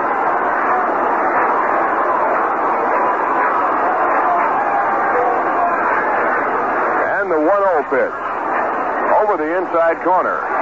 1 ball, 1 strike. That time, Cal getting the fastball over the inside corner. The ball backing up to catch the inside part of the plate.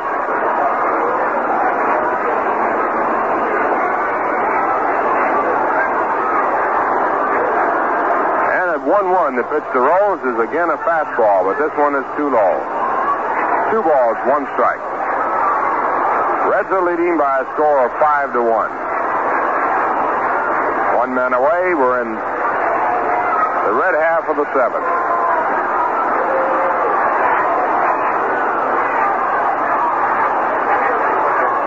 And the next pitch is hit hard down by the second baseman into right field, a base hit. Pete Rose goes to first base and holds there as Freon gets the ball back into the infield. And Pete Rose has become the first man in the major leagues to get 100 base hits this season.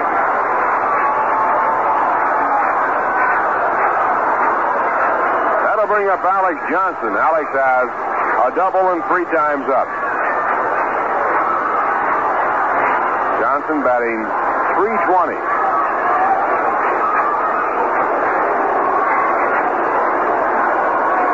Johnson's had 1 home run and 30 runs batted in.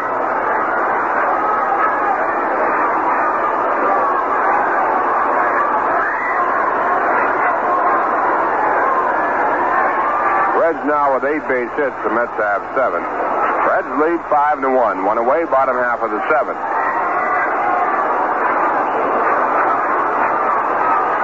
Rose a fast man on at first. Here's the pitch. Grounded out to third. Charles will have to hurry to get 2. He picked up the force play at second. No play at first base as Boswell took the throw, realizing he had no chance at all on Johnson, a very fast runner. He was just trying to get out of the way so Rose wouldn't cut him up. So 2 men out. And the batter is Veda Pinson, the center fielder. Made a single in a run his second time up. He's 1 for 3 in the game.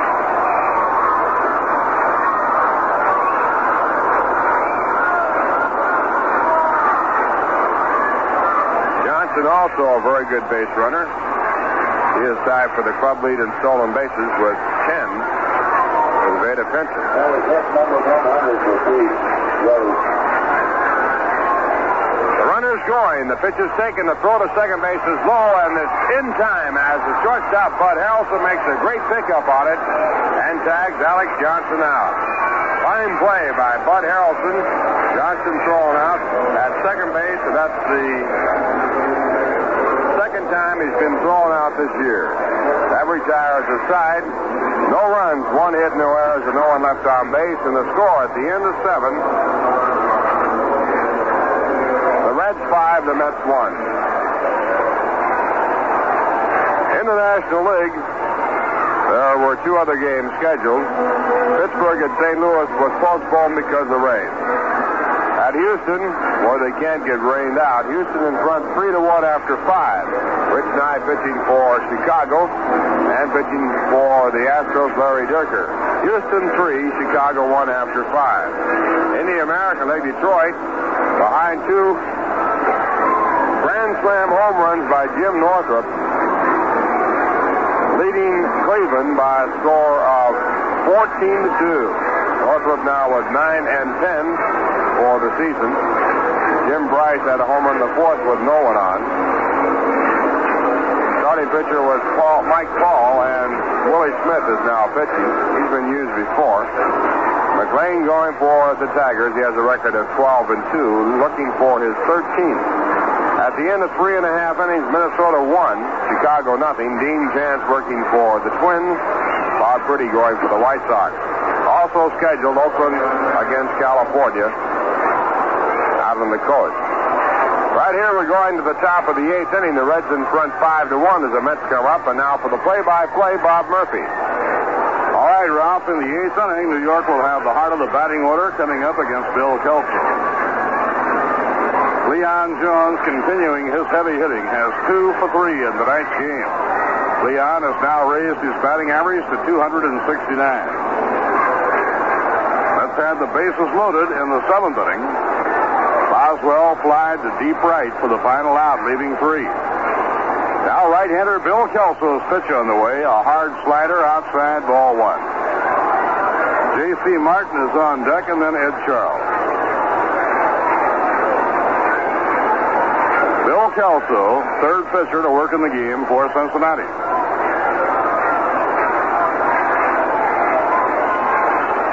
And the pitch on the way, a ground ball toward the hole and off the glove of the shortstop Woodward on into the outfield, a base hit. And Cleon now has 3 hits in a row. They got him out his first time up tonight, and since then he has 3 singles. Cleon at 353 over the 11-game homestand at Shea. And now starts the road trip off tonight with 3 base hits. Each team has 8 hits in the ballgame. It brings up J.C. Martin. Martin, who has been in a mild batting slump, hit the ball very hard his last time up, but into a double play, 3-6-3. While the double play was being made, the lone New York run came in to score. And it's over, letter high, for a call strike. Cincinnati won a doubleheader from Chicago here yesterday afternoon. Relief ace Ted Abernathy was the winning pitcher in both games. Curve off the outside corner, 1 ball, 1 strike to J.C. Martin. J.C. hitless his last 16 times at bat. The outfield swung around toward right. And the runner goes. The pitch is swung on and missed. The throw to second. He is safe at second. Leon Jones steals second base. For Cleon, his 8th stolen base of the year.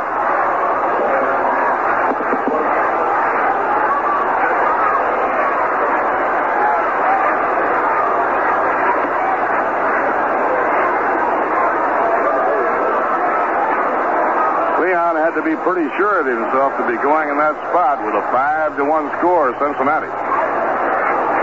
Here's the pitch on the way. Off the outside corner. Pretty close play at second, but Cleon got it.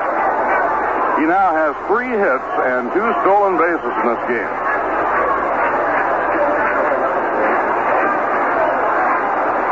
Down on J.C. Martin is 2 balls and 2 strikes. The pitch by Kelso is popped up down the first base line. Lee May in fair territory on the edge of the infield grass has it for the out. 1 out and 1 on, top of the 8th inning. Reds in front 5-1. The finest malt, aged to perfection, plus a brewer's skill unmatched anywhere. That's what's behind the proud Rheingold 10-minute head. The 10-minute head. Sign of a truly great beer. Ed Charles 0 for 3 tonight. And the sinking fastball is low, ball 1. Turning point in the game for Cincinnati came with Lee May batting on a count of 1-2. Off the outside corner, it's 2 balls and no strikes. Terry Kuzman broke off a curveball that he thought had the hitter struck out. Umpire Doug Harvey said it just missed. Then on 3-2, May hit a 3-run homer. The time, the score was 2-1 Cincinnati. The 2-0 delivery, swing and a miss by Charles. 2 balls and 1 strike. Ed has grounded out third to first, fouled out to the catcher Johnny Bench, and flying out to deep left center field.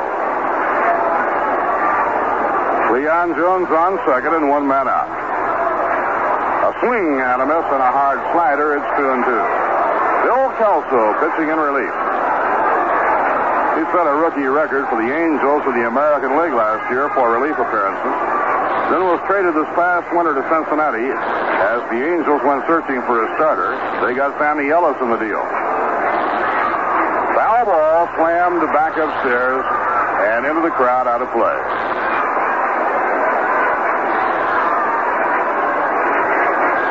Cincinnati has an unusually strong bullpen. Their frontline starting pitcher so far this year has been hampered by ailment. Their bullpen has been superb. The 2-2 delivery, a ground ball hit up the middle by Charles, a base hit. Jones around third has the green light. He's coming home, and he'll score without a play. It's 5-2. Ed Charles singles to run in. Ed now has hit safely in 11 straight ball games. That ties the longest streak of the year for the Mets, previously set by Cleon Jones. For Ed Charles, his 29th run batted in.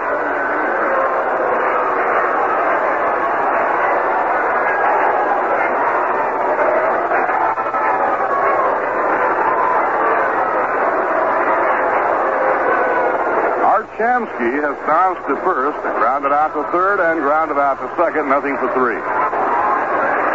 Stolen base by Cleon, his second in the game, paid off. He's now in to score. And a strike on the outside corner. When Cleon was on first, Lee May was not holding him on. He was playing about 2 steps back. That gave Cleon just what he needed. And a drive in the air to right field. Rose hustling in, and he makes the catch. Now he throws off balance to first, not in time. Ball well hit by Shamsky, but run down by Pete Rose. 2 men away.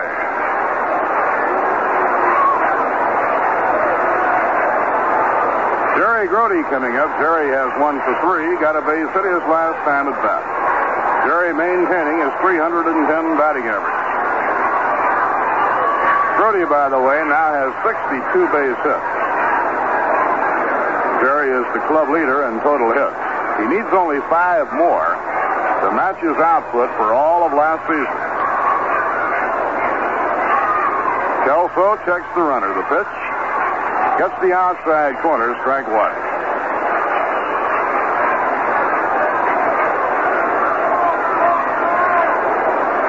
Cincinnati, 5 runs, 8 hits. New York, 2 runs, 9 hits. We're in the top of the 8th inning.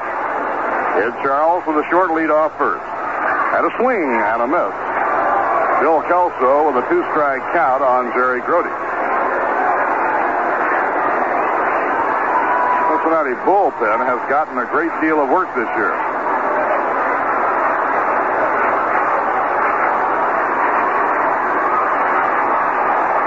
The two-strike delivery misses the outside corner. 1 ball and 2 strikes.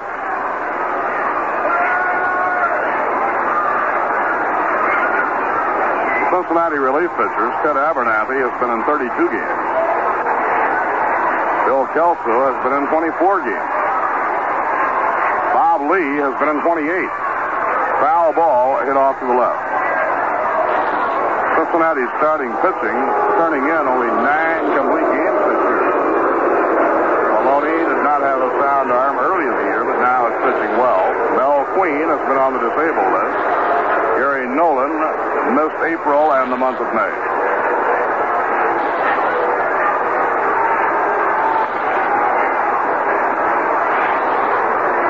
One ball, 2 strikes to Jerry Grody. Let's have a run in, top of the 8th inning now. The pitch, curve is swung on and missed. Strike 3. Bill Kelso striking out Jerry Grody. In New York, 1 run, 2 hits, no errors, 1 left. At the end of 7 1/2 innings, the Cincinnati Reds 5, the New York Mets 2. The People's Choice International. The People's Choice International. Every poll throughout the country shows that the greatest wagon going for towing, one that will pull a heavy trailer along with 9 people, is the International Travel All. Friends, drivers, citizens, lend me your ear. Today you can wheel anywhere, anytime with V8 power. You can cross over to a man's world of driving with a new International Scout.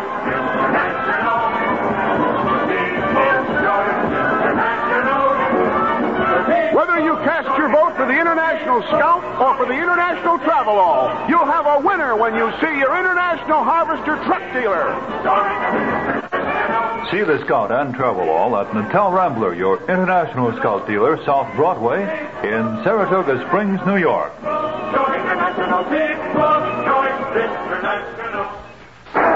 go to the home 8th inning in Cincinnati, and before Veda Pinson steps in against Cal Kuntz, we pause for station identification. This is the New York Mets Baseball Network. This is New York Mets baseball on WKAJ FM 102.3 in Saratoga Springs, New York. Bob Murphy with Ralph Kiner and Lindsey Nelson. Last of the 8th inning, Reds 5, Mets 2. Opening game of a 3-game series. All night games. Tomorrow night, Tom Seaver opposing George Culver. Cincinnati presents the heart of the batting order against Cal Kuntz in the last of the 8th inning. Benson, Perez, and Bench. Veda Pinson, the still very speedy 10-year veteran, has 1 hit and 3 times at bat. Ed Charles shortens up at third. Bosch shades him to right center. Here's the pinch by Cal. Breaking ball just out of the strike zone. 1 ball and no strikes.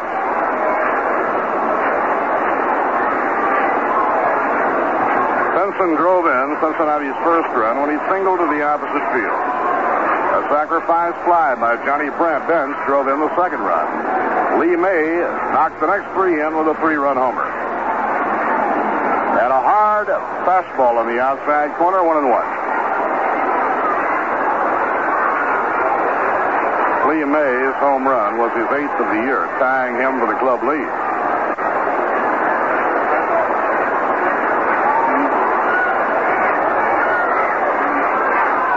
Delivery, hit hard on the ground down to first. Martin handles it, waves the pitcher up, takes it himself.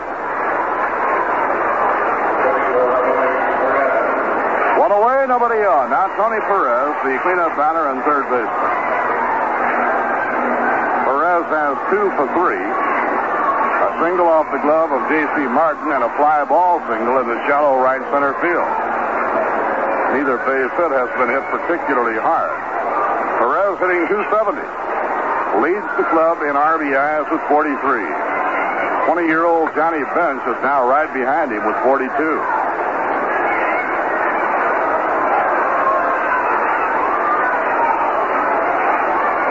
Cal Kuntz out of his windup. The pitch to Perez hit hard. Foul about a foot outside the bag at third. Going on down now to the Cincinnati bullpen. A one-strike count on Tony Perez. Perez at times has been the National League leader in runs batted in this year. He has been overhauled on a hot stretch by Willie McCovey.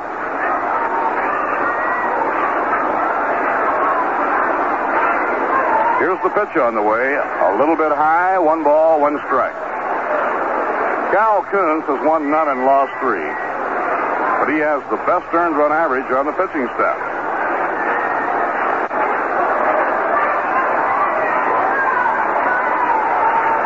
The 1-1 delivery. Breaking ball outside. It's 2 balls and a strike.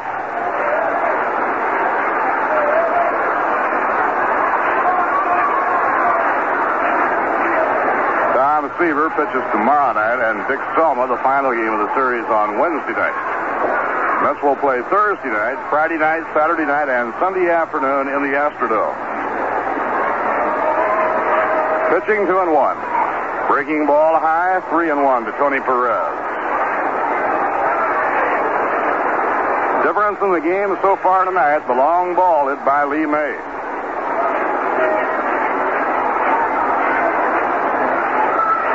Have been complaining that their big need this year, along with a healthy pitching staff, has been the need for the long ball.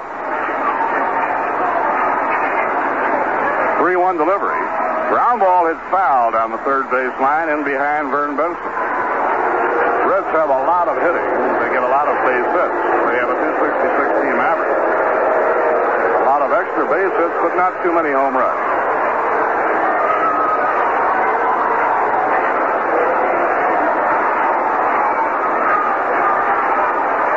Full count on Tony Perez, 3-2.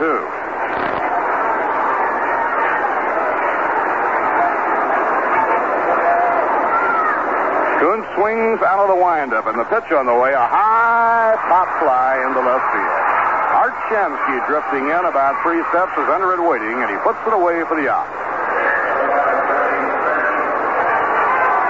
So 2 up and 2 set aside by Cal Kuntz, and it brings up great-looking Cincinnati rookie, Johnny Bench.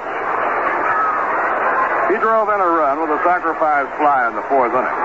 He singled to right center field in the 6th inning. And he was on base when May connected for the 3-run homer.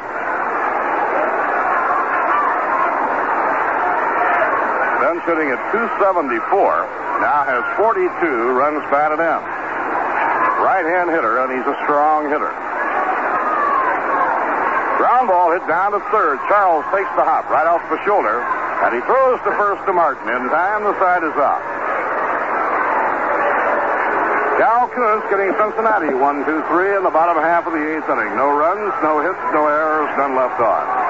At the end of 8 innings, the Cincinnati Reds 5 and the New York Mets 2. Now that summer's here, you'll all want to enjoy that vacation you've worked hard for all year long. There's one thing that all vacations include, and that's sports. Whether it's golf, tennis, or fishing, the place to go for all your sporting needs is Walton Sports Shop on the corner of Lake Avenue and Henry Streets in Saratoga Springs. You know that sports are the most fun when you have the right equipment. Well, Walton Sports Shop carries brand-name golf clubs, golf balls, bags, and carts, all expertly crafted by Wilson, Spalding, and other leading manufacturers. If you're a tennis fan, Walton's has rackets, balls, and shoes to meet your needs. And they carry a selection of fishing equipment to please the complete angler. Make sure that you make one stop before your vacation at Walton Sports Shop at the corner of Lake Avenue and Henry Street in Saratoga Springs, where sportsmen cater to sportsmen.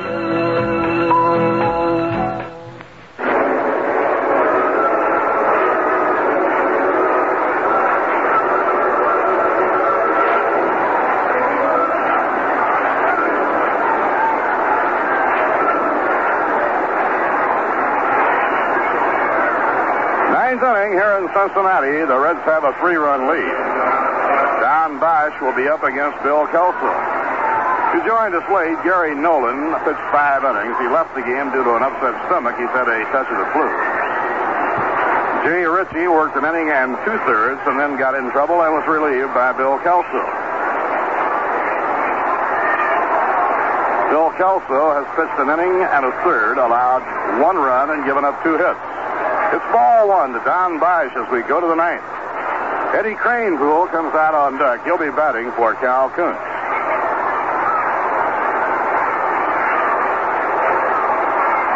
Right-hander Bill Kelso's pitch is over for a strike. It's 1 ball, 1 strike.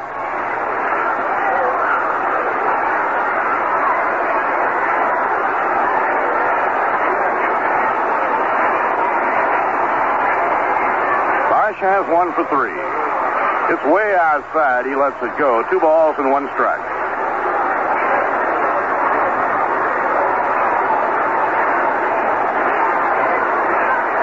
Tony Perez in close the 3rd against Don as he hits left-handed against Kelso. The 2-1 delivery.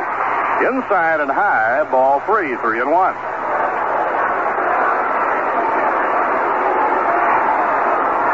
Game 7 this year between the Mets and the Reds. They divided the first 6. 3-1 delivery. Outside, ball 4, and Don Bosch goes to first base, leading off the inning with a walk. Now Eddie Cranepool comes up to hit for Cal Kuntz.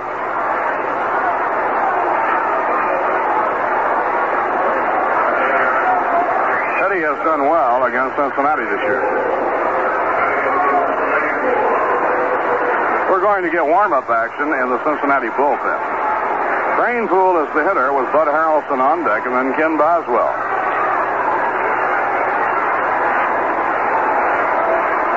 And the side-wheeler, Mr. Ted Abernathy, is starting to get ready. Here's the pitch on the way. Down the middle for a call strike. Abernathy, the winning pitcher in both games of yesterday's doubleheader. He worked the last 2 innings of the first game and the last 4 innings of the second game.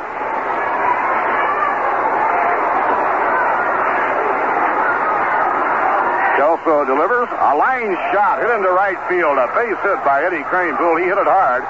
Bosch on his way to third. The throw by Rose is cut off. Runners on first and third. Now Selma comes on to run for Cranepool. And Eddie really ripped that one. A hard line drive into right field. So the tying run is coming up. Nobody out.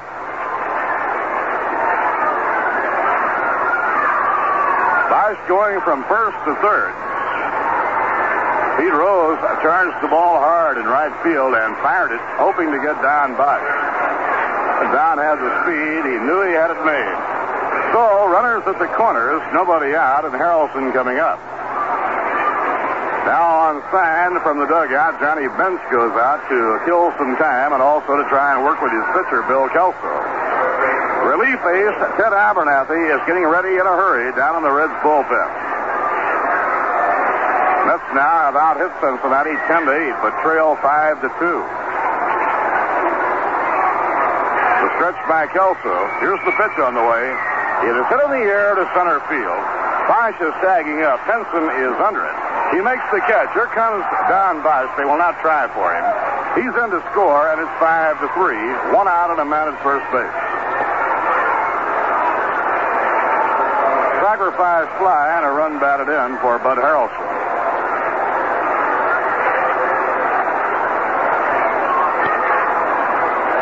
Ken Boswell, the hitter. Ken has 1 hit in 4 times at bat. His last time up in the 7th inning with the bases loaded, he hit a fly ball to deep right, and Rose had to go back up the incline toward the fence to take it. Kelso checks the runner. Here's the pitch on the way. And a drive in the air to right field. It's being decoyed by Rose. It's a base hit. Moving to second is Dick Selma, and he holds there. And the tying runs are on base. Pete Rose gave it the old decoy in the outfield, trying to fool the base runner. He knew he had no chance to grab it. A base hit for Boswell, his second of the game.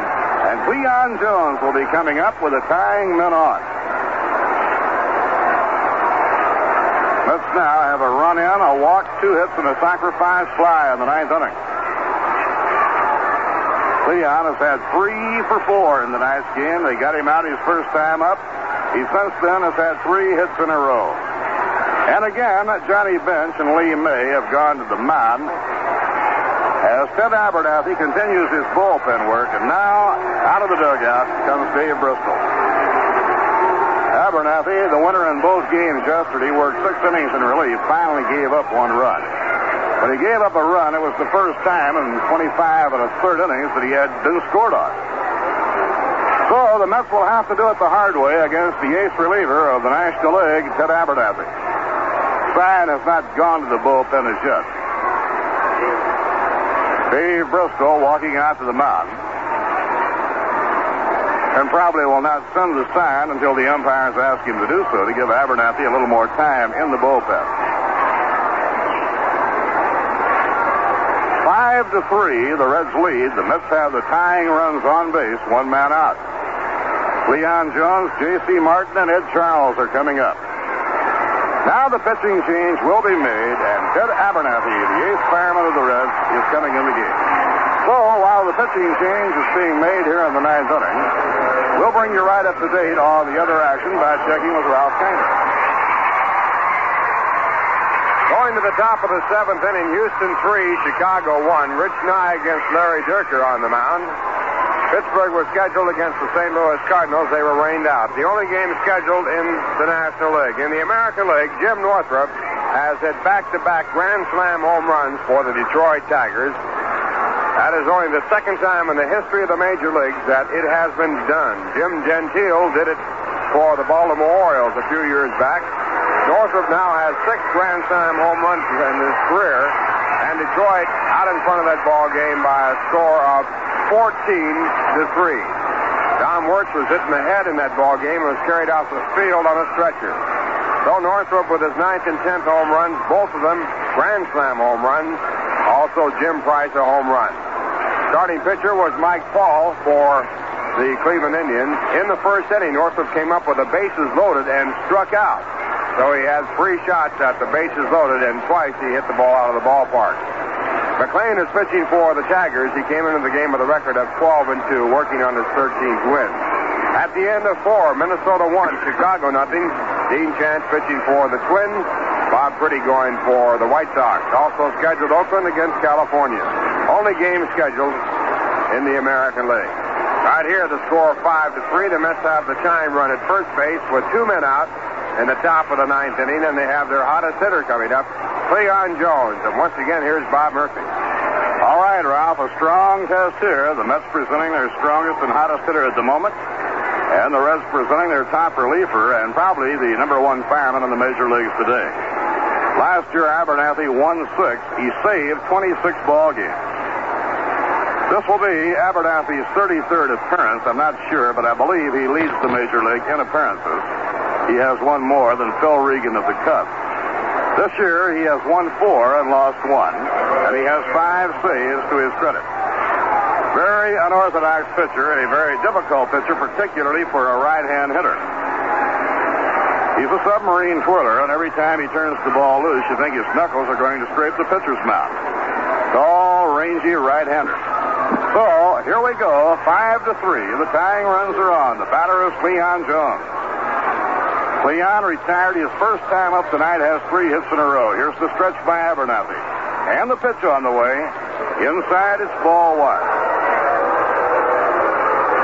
Bench runner, Dick Selma, is on second base. Jim Boswell is on first. Mets trying to catch up, trailing 5-3. We're in the 9th inning. The outfield around toward left. And the pitch. Swing and a miss. 1 ball, 1 strike. Abernathy has always contended that he thrives on work. The more he works, the better he pitches. He certainly should be thriving. He's been getting a lot of work.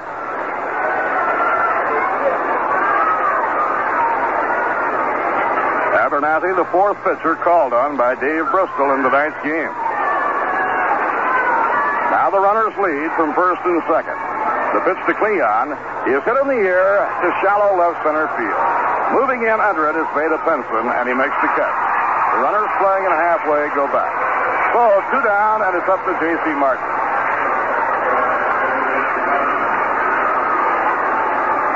J.C. has gone 0 for 4 tonight. In the 6th inning, he hit a ball hard into a 3-6-3 double play. While the double play was being made, a run came in to score. Martin at the moment has gone 0 for 17. And J.C. would like to break that drought right now.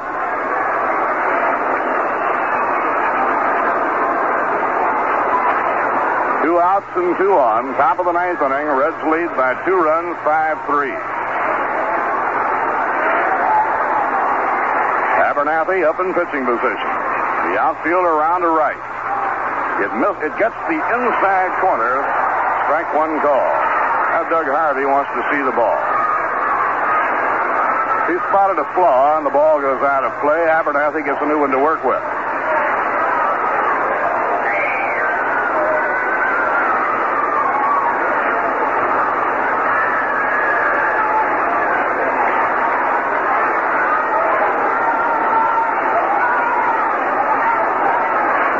Ted Abernathy, his 33rd appearance of the year. J.C. Martin cocks the bat as the runners lead away. And the pitch by Abernathy is swung on and foul tipped. No play, and it's a 2-strike count to J.C. Martin.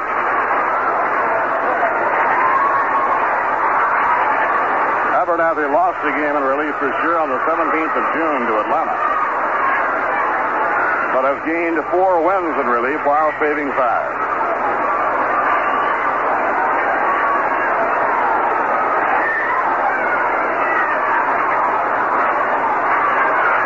That's down to their final strike, still trying to battle back. Abernathy makes the 1-second stop. Here's the pitch on the way, off the outside corner. 1 ball and 2 strikes to J.C. Martin. Ed Charles kneeling in the on-deck circle, hoping that J.C. can save him a turn at bat.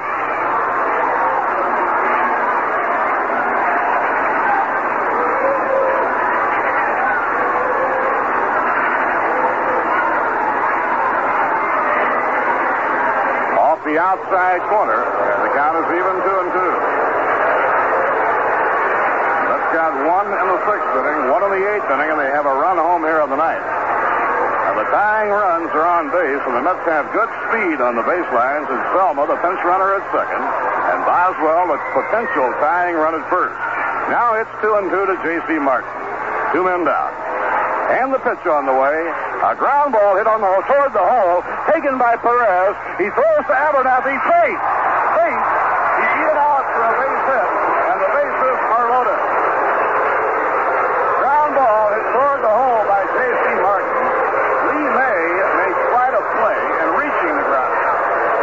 Backhand stab as he was running away from first base. He whirled and threw off balance to Abernathy. Not in time.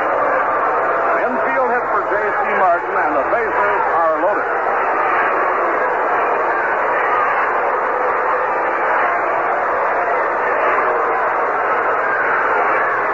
Batter is Ed Charles.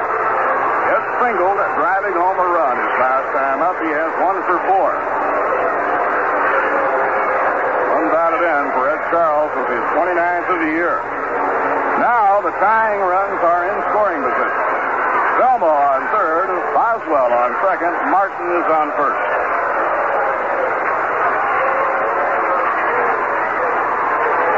Infield hit that might have gone through except for a good play by first baseman Lee May.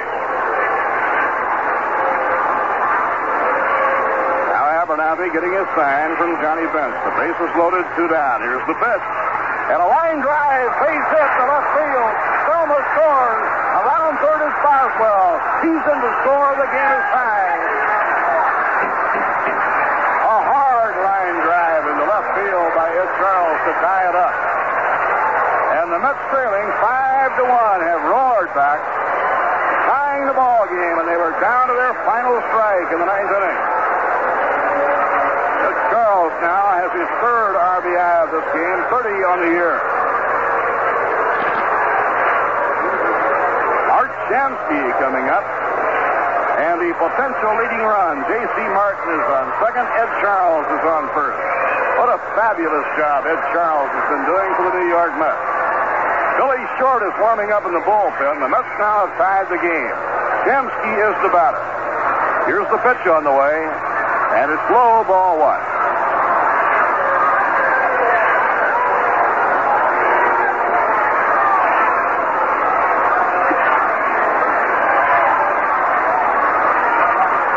Runners on first and second, 2 down. Here's the pitch by Abernathy. A swing and a foul tip held on to 1-1. Mets were down to their final strike, trailing by a score of 5-3. But Ed Charles delivered with the bases loaded after an infield hit by Martin. Martin was the hitter who was down to his final strike when he came up with a key infield hit, and Charles came up then with an even bigger hit, a line shot into left field. Mets now have 5 runs, 13 hits. They've picked up 2 hits off ace reliever Ted Abernathy.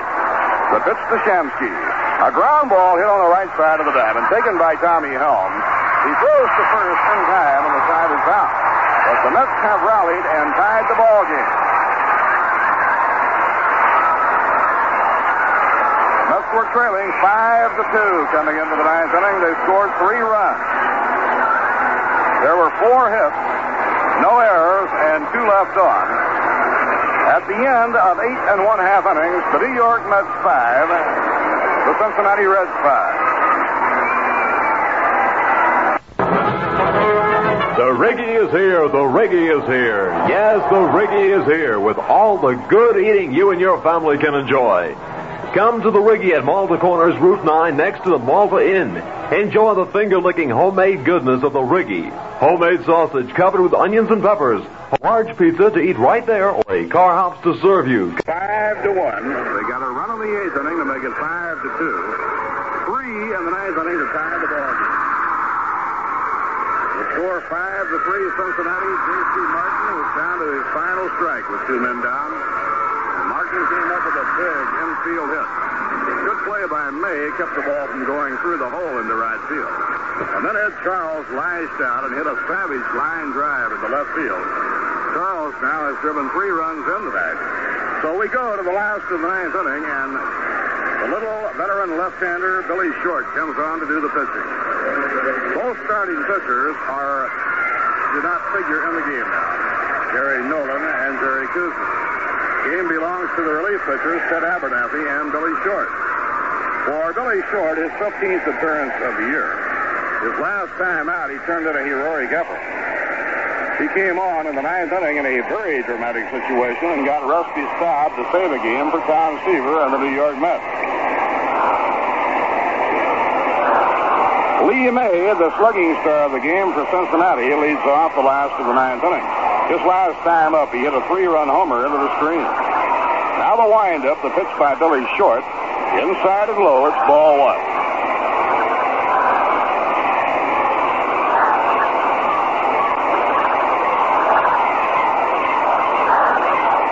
To 5, bottom half of the 9th inning. And the pitch on the way. Under the knees, 2 balls and no strikes. Tommy Helms, the on-deck batter, and then Woody Woodward, the shortstop. 6, 7, and 8 in the Cincinnati batting order. New York 5 runs, 13 hits, no errors. Cincinnati 5 runs, 8 hits, no errors. The 2-0 delivery, too high on a fastball. And Billy Short has gone behind Lee May, 3-0.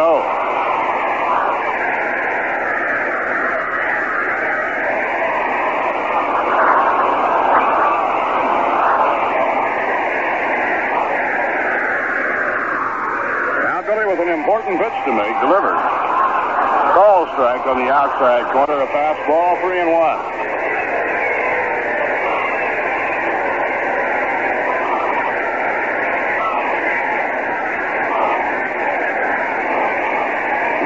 Tall, powerful right-hand batter. They play him deep in the outfield. Grody setting up the target. Ground ball hit down to third. Charles takes the hop. And the peg across the diamond is in time, and Lee May is out. And Billy Short, showing a lot of poise, behind 3-0, comes back to retire the hitter, Lee May.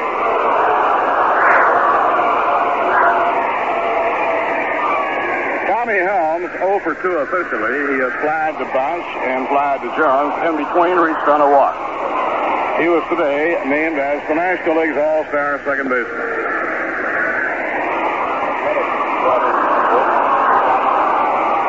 Here's the pitch on the way. Hit high in the air to left center field. Dembski is closing ground. He's under it, and he makes the catch. Fly ball to left center.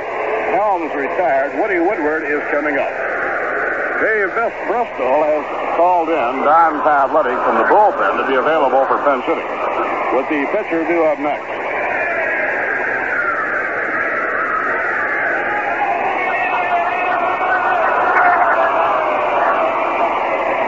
Shortstop Woody Woodward has 1 for 3. Got a base hit his first time up tonight.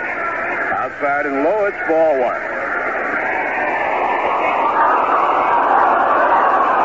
Clay Carroll is on call now in the bullpen for the Reds. With Abernathy scheduled up next, a tie game in the last of the ninth. Inside and low. 2 balls and no strikes to Woody Woodward. Woody came to Cincinnati in the recent deal with the Braves involving Milt Pappas. The 2-0 delivery. Ball 3, just a shade high, and for the second time in the inning. Billy Short is behind the batter, 3 balls and no strikes.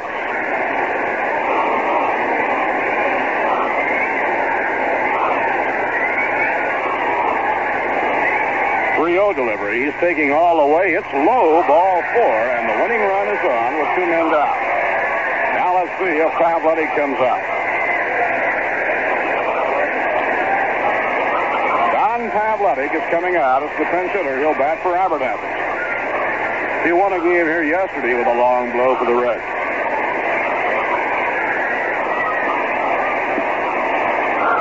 Now, if you want to look at 2 sides of the coin, if they can get Pavletic out and no runs score, the Mets have succeeded by that walk in getting Abernathy out of the ball game, and he has been really tough against all opposition.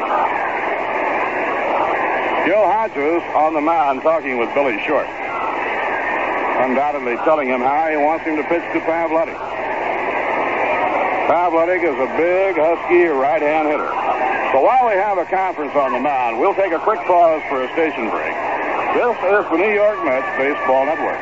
You're listening to the voice of New York Mets baseball in Saratoga Springs, New York. WKAJ-FM at 102.3. Bob Murphy with Ralph Kiner and Lindsey Nelson. Last of the 9th innings. The Mets 5 and the Reds 5. Mets trailing 5-1 going to the 8th inning. Got 1 in the 8th and 3 in the 9th inning to tie it up. Now Pavletic, right-hand hitter, stepping in against Billy Short. Woody Woodward on first base, 2 men down. Here's the pitch on the way. It misses inside and low, ball 1.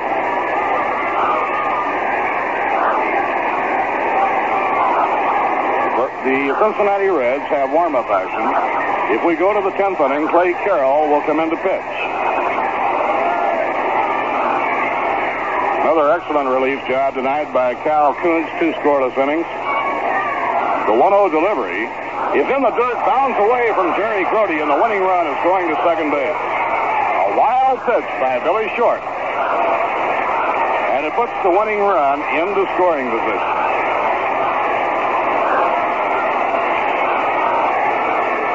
Now Billy Short is under the gun. Jerry Grody goes out to talk things over with a little left-hander. There is an open base now at first base, but the big problem here, even though the count is 2 balls and no strikes, is that Pete Rose, who has 100 base hits this year, is the on-deck batter. No point in walking anybody to get to Pete Rose. The only hitter in the major leagues with 100 base hits. The 2-0 delivery, a fastball for a strike on the outside corner, 2-1. So Billy Short has a job to do, and he bows his neck to set about trying to get it done. The Reds have the winning run on second, 2 down, last of the 9th inning, and the count 2-1 on the pinch hitter, Don Pavletic. Now Short makes the 1-second stop. And the pitch on the way. He's in the dirt, bounds away. Woodward is moving again. He goes to third. Another wild pitch by Billy Short. And now the count is 3-1. And the winning run is only 90 feet from home plate.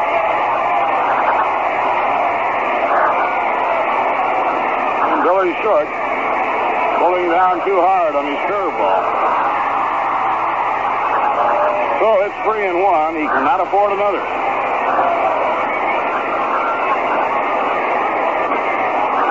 Pete Rose, the on-deck batter. 3-1 to Don Pavletic. The windup by short and the pitch. And a fly ball hit to left field. Coming hard is Shamsky's getting to it. Makes the catch. The side is out. So Billy Short shows his courage, staying right with it after the frustration of two wild pitches that put the winning run 90 feet away.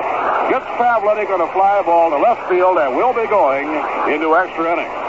In the ninth inning, no runs, no hits, no errors, and one left on.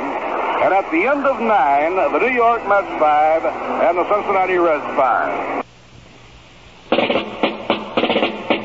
Follow the eagle, follow the eagle. The youth of America is fighting for you. By bonds, the U.S. saving. Follow the eagle. The red, white, and blue. Inning at Crosby Field in Cincinnati. The Mets rallying for 4 in the 8th and 9th innings have tied the game. A new pitcher in the game for the Reds. And to tell you all about it and detail the action, Ralph Kainer. Okay, Bob Murphy, it's Clay Carroll, a right-hander, and the first pitch to Jerry Grody as he leads off for the Mets here in the 10th is fouled off the end of the bat on the ground, strike one. Jerry has a base hit and 4 times up. He got the news today. He was picked the all-star catcher in the National League. Ron Taylor warming up in the bullpen for the Mets. It'll be Jerry Grody, Don Bosch, and then the pitcher, Bill Short, scheduled up here in the 10th. Now a ground foul, this time on the third base side, strike 2. Carroll has a record of 0-1. This is his 18th appearance. He was traded to Cincinnati back on June 11th.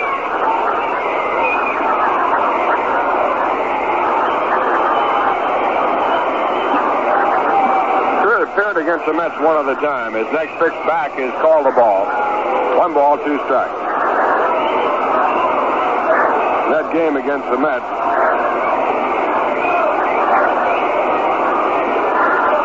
he worked 4 2/3 innings, gave up 9 base hits.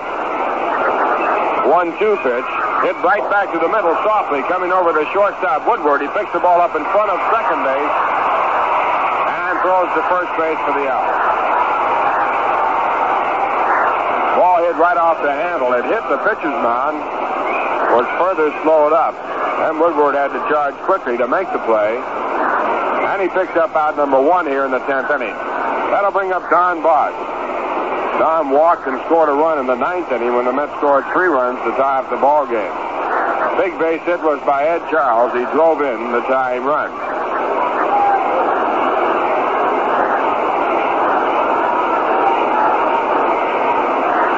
Bosch has a base hit and 3 official times up, and he fouls the first pitch into the upper deck down the left field side. It's strike 1.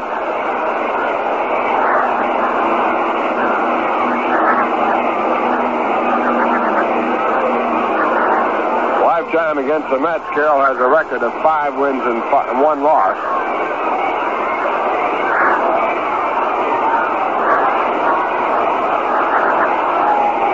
The 1 strike pitch is hit down towards second base. Tommy Helms moves to his right, gets in front of the ball, throws to first base for the second out.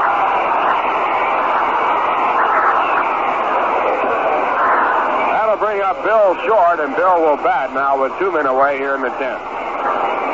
Mets had Ron Taylor ready to come in if Gil Hodges wanted to go for a pinch hitter, but Gil figuring he'd rather have the pitching in the bottom of the 10th inning than a possible pinch hitter here for Bill Short. In the 10th inning, Pete Rose, Alex Johnson, and Veda Pinson are the scheduled batters for the Reds. And the first pitch is a fastball over at the knees, strike 1.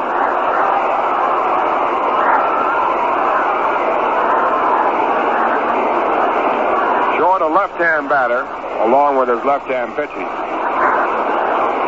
He is 0 for 1 this year. And he fouls the next pitch away, and the count at strike 2.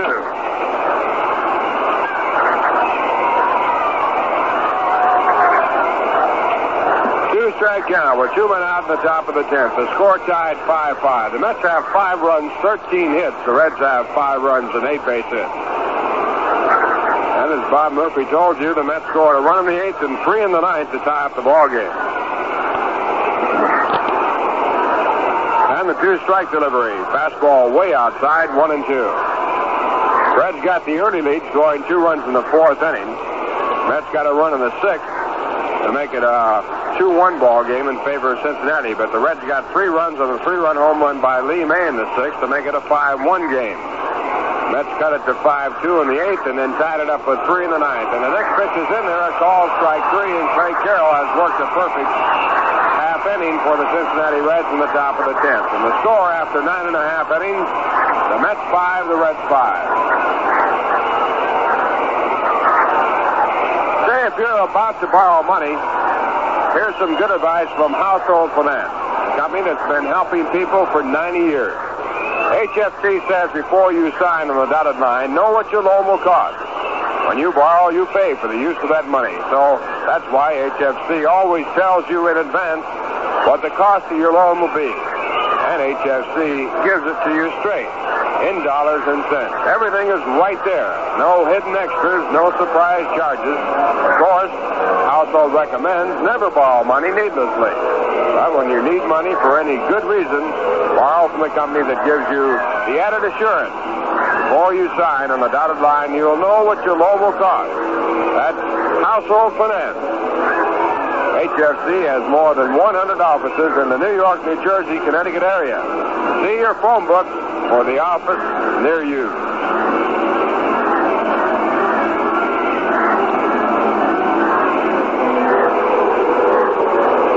We're going to the bottom half of the 10th inning. The Mets have 5 runs, 13 hits. The Reds have 5 runs, 8 base hits, and their leadoff batter will be Pete Rose. Pete batting right-handed against Bill Short. Bill flirted with trouble in the bottom of the 9th inning after getting 2 men away. He walked Woody Woodward and then wild pitched him to second and wild pitched him to third. But he got Don Pavletic to fly out to left field for the final out of the inning. And now the first pitch to Pete Rose batting right-handed, and it sliced foul out of play, strike 1.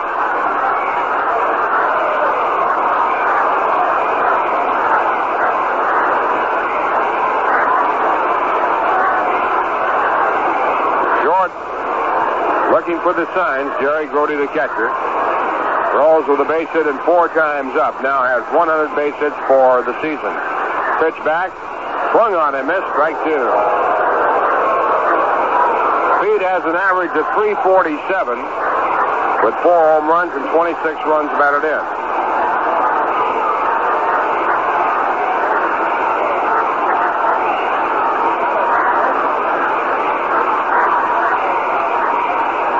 The next pitch is a sinking fastball outside. 1 ball, 2 strikes.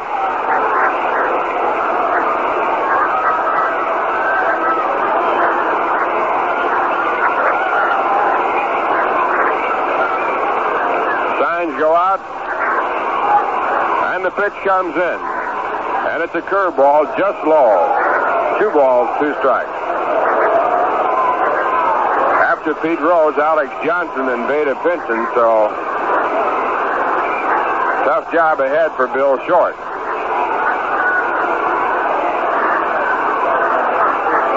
And again, the pitch back to Rose. Curveball swung on and missed, strike 3, and Bill Short strikes out Pete Rose for the first out in the bottom half of the 10th. That's Bill's first strikeout. It brings up Alex Johnson.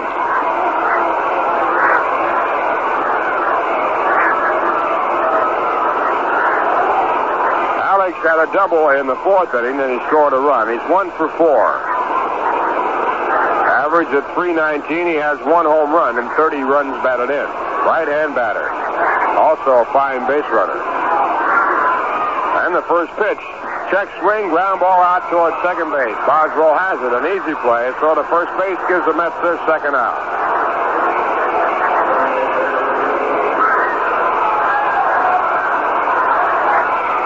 Brings up Veda Pinson.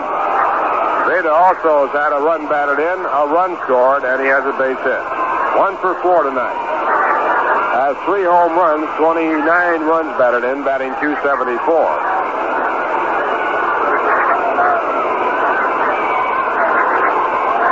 Pitching a left-hand batter with tremendous speed. 2 men out, bottom half of the 10th. The score 5-5. Now a pitch outside for ball 1.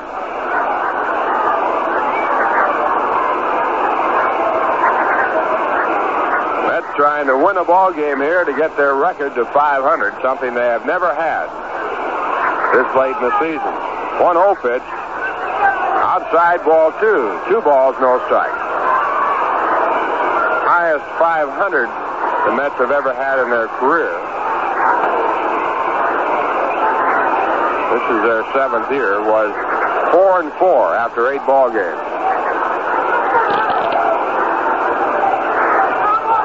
2 balls, no strikes. The batter, Veda Pinson. Mets are playing him deep all the way around. Here's the pitch by Short, and it's hit right through the middle. A base hit into center field. Pinson goes to first base, makes a big turn, and holds there as Don Bosch gets the ball back in.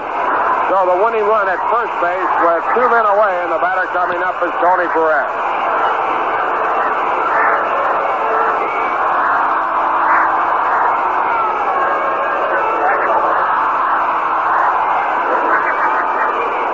Perez has had 2 hits and a run scored and 4 times up in the game. Dangerous batter. He has 8 home runs, 43 runs batted in, an average of .270. And you also have a problem of having Veda Pinson on at first base. He has 10 stolen bases.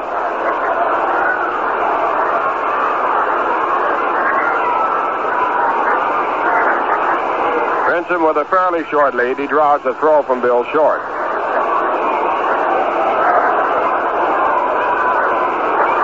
Pinson has 10 stolen bases in 14 tries. Again, he has a short lead. He does not go, and the pitch is hit foul. Ball coming back from home plate out of play. Strike 1. Short that time with a curveball to Tony Perez. 5-5. 2 men out. Bottom half of the 10th inning. First game of a 3-game series, and this one has been something. Pinson edging off at first. And the pitch. It's high. Fastball missing. Count evens at 1-1. Both starting pitchers off the hook. Gary Kuzman started for the Mets. He was taken out for a pinch hitter after working 6 innings, giving up 5 runs. Now the pitch to first base is not in time. Pinching back easily. Once again, Ron Taylor is warming up in the bullpen for the Mets.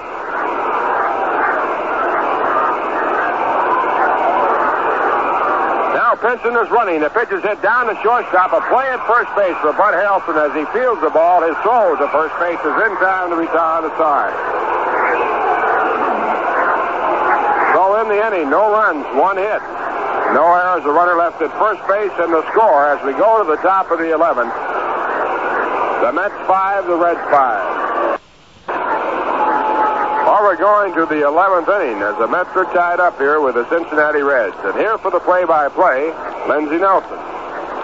Thank you very much, Ralph Kiner. And hello again, everybody. It'll be Bud Harrelson, the leadoff man, up for the Mets now. He is a switch hitter batting left. And he has had 2 hits tonight. He's 2 for 4 on a walk. He's been on base 3 times. And he's facing right-hand pitcher Clay Carroll, who is the 5th pitcher who has been in the ball game for the Cincinnati Reds. Now, against Harrelson's bunting ability, Tony Perez is in on the grass at third base. Here's Carroll's pitch, and the ball is bunted foul. Trying to drag it up the first base line was Harrelson, and fouled it off for strike 1. Lee May was playing at deep first base, and Harrelson was attempting to drag the ball for a base hit. Ken Boswell is waiting on deck. Harrelson had a base hit and later scored in the 6th inning. Then he had a base hit again in the 7th inning. Clay Carroll takes the sign from Johnny Bench, and here's the pitch. Low for a ball. It's 1-1. We're in the top half of the 11th inning at Crosley Field in Cincinnati, Ohio. The Mets and the Cincinnati Reds are in a 5-5 tie. Here's a 1-1 pitch.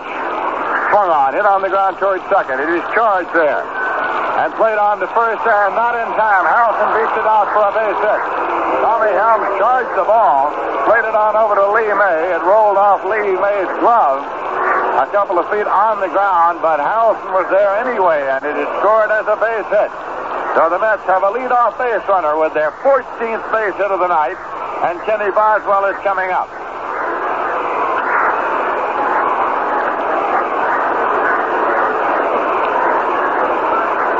Bud Harrelson has 3 hits tonight, 3 of the 14 that the Mets have. Boswell has had 2 base hits. He delivered a big one and later scored in the 9th inning when the Mets rallied, getting 3 runs to tie the score at 5-5. Lee May holds against the runner, and here's the pitch to Boswell. He squares, bunts the ball, foul, back and out of play. One big bounce and all the way back.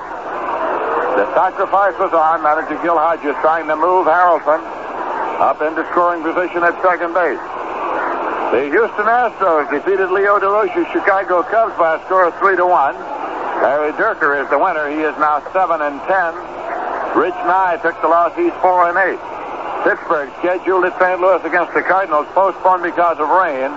The only game scheduled in the National League. Clay Carroll again sets up the pitch. Boswell bunts foul again, and it's strike 2. It rolls on back. So twice Boswell has tried to sacrifice, and twice he has fouled it off. He looks down to Eddie Yost, the sign man at third, to see if he's going to be bunting all the way or if he's going to be switched off and allowed to swing away.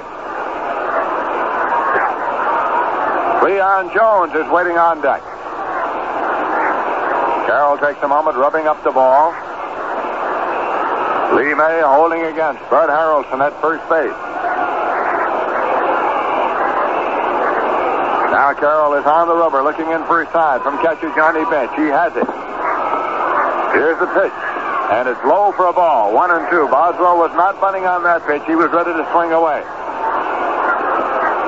Billy McCool, a left-hander, is now up and throwing in the Cincinnati bullpen. Left-hander Billy McCool is throwing in the bullpen.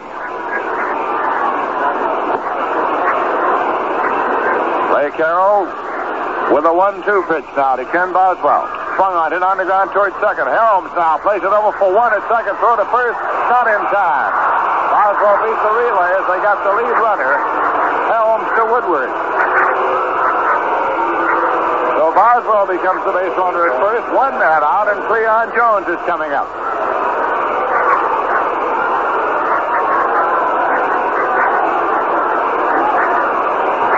Cleon has had 3 base hits here tonight.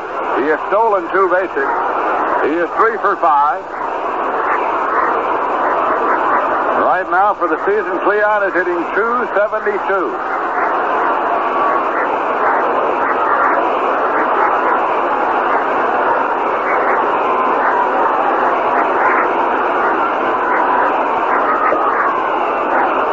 Jones is in and waiting. Boswell takes his lead, and here's the pitch. Swung on and hit on the ground towards short on a diving catch by Woodward over to Helms, and the relay hits Boswell, and on at first is Jones. Boswell down on his knees as he was hit by the relay, and he's holding his right wrist. Now manager Gil Hodges and trainer Gus Marsh come running out of the dugout, headed out to see about Boswell. He was sliding in to try to break up the double play, and the ball apparently hit his right wrist. He's holding that. Stumbles along there now as March and Gil Hodges are out to see about the young second baseman. That ball took a fortunate hop as far as shortstop Woodward was concerned and moved a little in his direction, allowing him to dive, stretched out fully on the ground, make the catch, and then from a prone position, flip the ball to second for the 4th. When it left the bat, it looked as though it was going to go through for a base hit. But Woodward got the fortunate bounce, was able to make the diving stop and the force at second. And then the relay from Helms toward first struck Boswell in the right wrist, it appeared to be. The right hand. And he is being examined now. Jones becomes the runner at first, and J.C. Martin will be coming up, and Boswell's coming off the field. He's going to be taken to the clubhouse with trainer Gus March. So that's all for Boswell. He goes to the clubhouse. Manager Gil Hodges now trots back to the Met dugout. And trainer Gus March leads Boswell off toward the runway, leading to the clubhouse. That's halfway down the left field line. And J.C. Martin is coming up.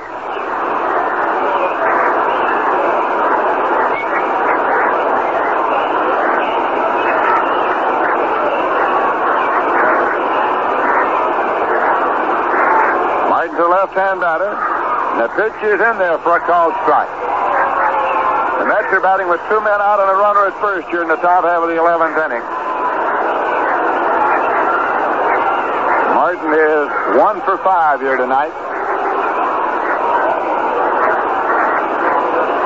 Phil Lentz is loosening up his arm down in the Mets bullpen area now to play second base in the bottom half of this inning.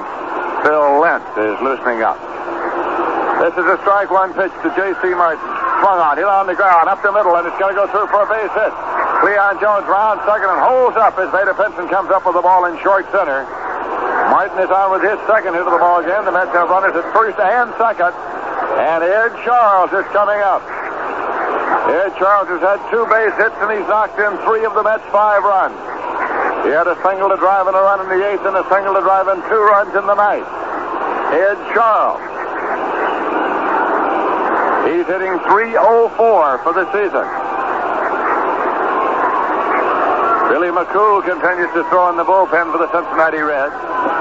Martin's hit was number 15 for the Mets in this game. The Mets have 5 runs, 15 hits, no errors.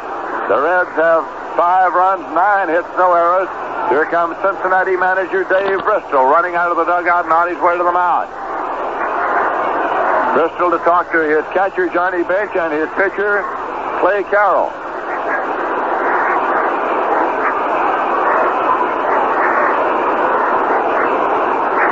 Tim Boswell, the Mets second baseman, was struck on the right wrist or right forearm by the thrown ball thrown by Tommy Helms, the second baseman. And he's being examined now in the clubhouse. All right. Cincinnati manager Dave Bristol back to the dugout. Leon Jones at second, J.C. Martin at first, 2 men out. And here's a pitch to Ed Charles. It's on the way. Swung on and fouled off to the right side into the seats and out of play for strike 1. Art Shamsky is on deck. Clay Carroll has walked down to the backside of the mound now on the infield grass, running up the ball, goes to the rosin bag, powders his forearm with the rosin.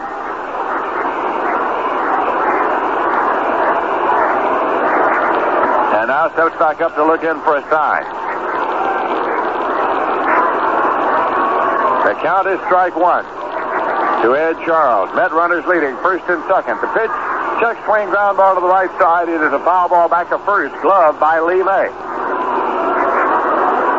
Ed Charles was checking back on the swing, grounded the ball foul back to first. So it's a 2-strike count now.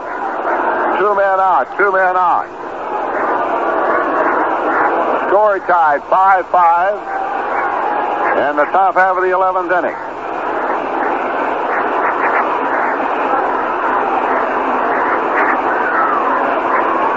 Again, Clay Carroll works off the stretch. 2-strike pitch. Low and away for a ball. It's 1-2 now to Charles.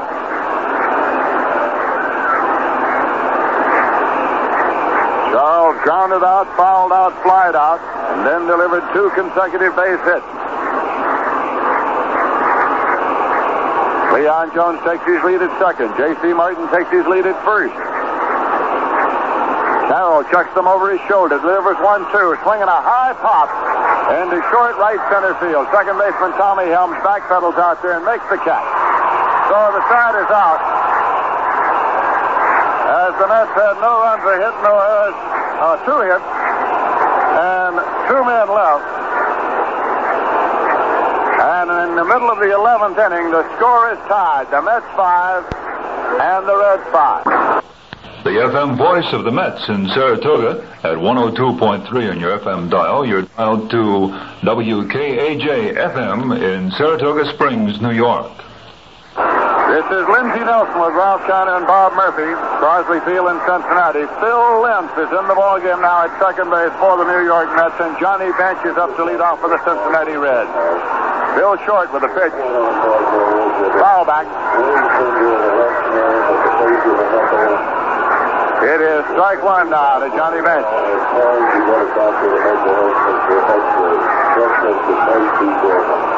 Lee May waiting on deck. Bill Short takes his time from Jerry Grody.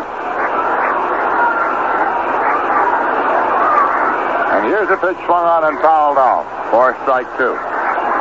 Lindsey, the report on Ken Boswell is that he was hit at the base of the hand, and he is being set up for x-rays. They think there's a possibility that the hand could be broken. He was hit on the hand by the thrown ball by the second baseman, Tommy Helms. Unfortunately, it was no chance for a double play as the source was blocked, but they had no chance to pick up Leon Jones on the throw. Here's a pitch outside. It is 1 ball and 2 strikes. Bill Short with a 1-2 delivery. Swung on, hit on the ground, foul. Hammered back to third, out of play. Count holds at 1-2.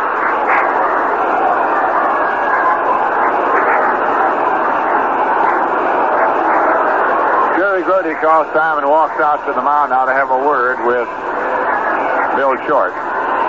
Here's the final score at Milwaukee tonight. The Minnesota Twins have shut out the Chicago White Sox 1-0. Each team got 3 hits. Dean Chance the winner. Bob Fitty the loser. Here's a pitch low, and it pops off the glove of Grote and rolls back. It's 2-2. That game was called at Milwaukee after 5 innings because of rain. After waiting, the game has been called, and Minnesota wins it 1-0, 5 innings. 2-2 pitch, swung on and lined into left field for a base hit. One out there by Art Shefsky and played back at the leadoff single for Johnny Bench. So the Reds pick up a base runner with nobody out, and Lee May is coming up, and that's going to get action again down in the Mets bullpen. Ron Taylor gets up to throw. Lee May had a home run, a 3-run homer in the bottom half of the 6th inning here tonight. Right-hand batter. Bench takes his lead, and here's the pitch. Swung on and missed. Lee May took the full cut. The score is tied 5-5, and the Reds are batting in the bottom half of the 11th inning. Again, Bill Short. Check and deal. A pitch that just misses, and it's 1-1. The warm-up, the Oakland Athletics and the California Angels. It is Jim Odom against Ricky Clark.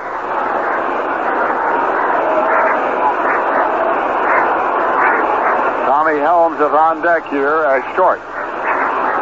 Offers 1-1 to Lee May. Swung on and hit in the air down the right field line. Could be a lot of trouble. It's going to be a fair ball going to the wall back to the bases. Round in third and coming home is Johnny Bench. A throw to the plate is not in time. Bench scores. It is a triple for May, and the Cincinnati Reds win the ball game. The Cincinnati Reds win it by a score of 6-5 in the bottom half of the 11th inning. Lee May hit that ball right down the right field line. It was fair by about 3 or 4 feet. Rolled up the incline all the way to the wall, and Johnny Bench was able to score from first base.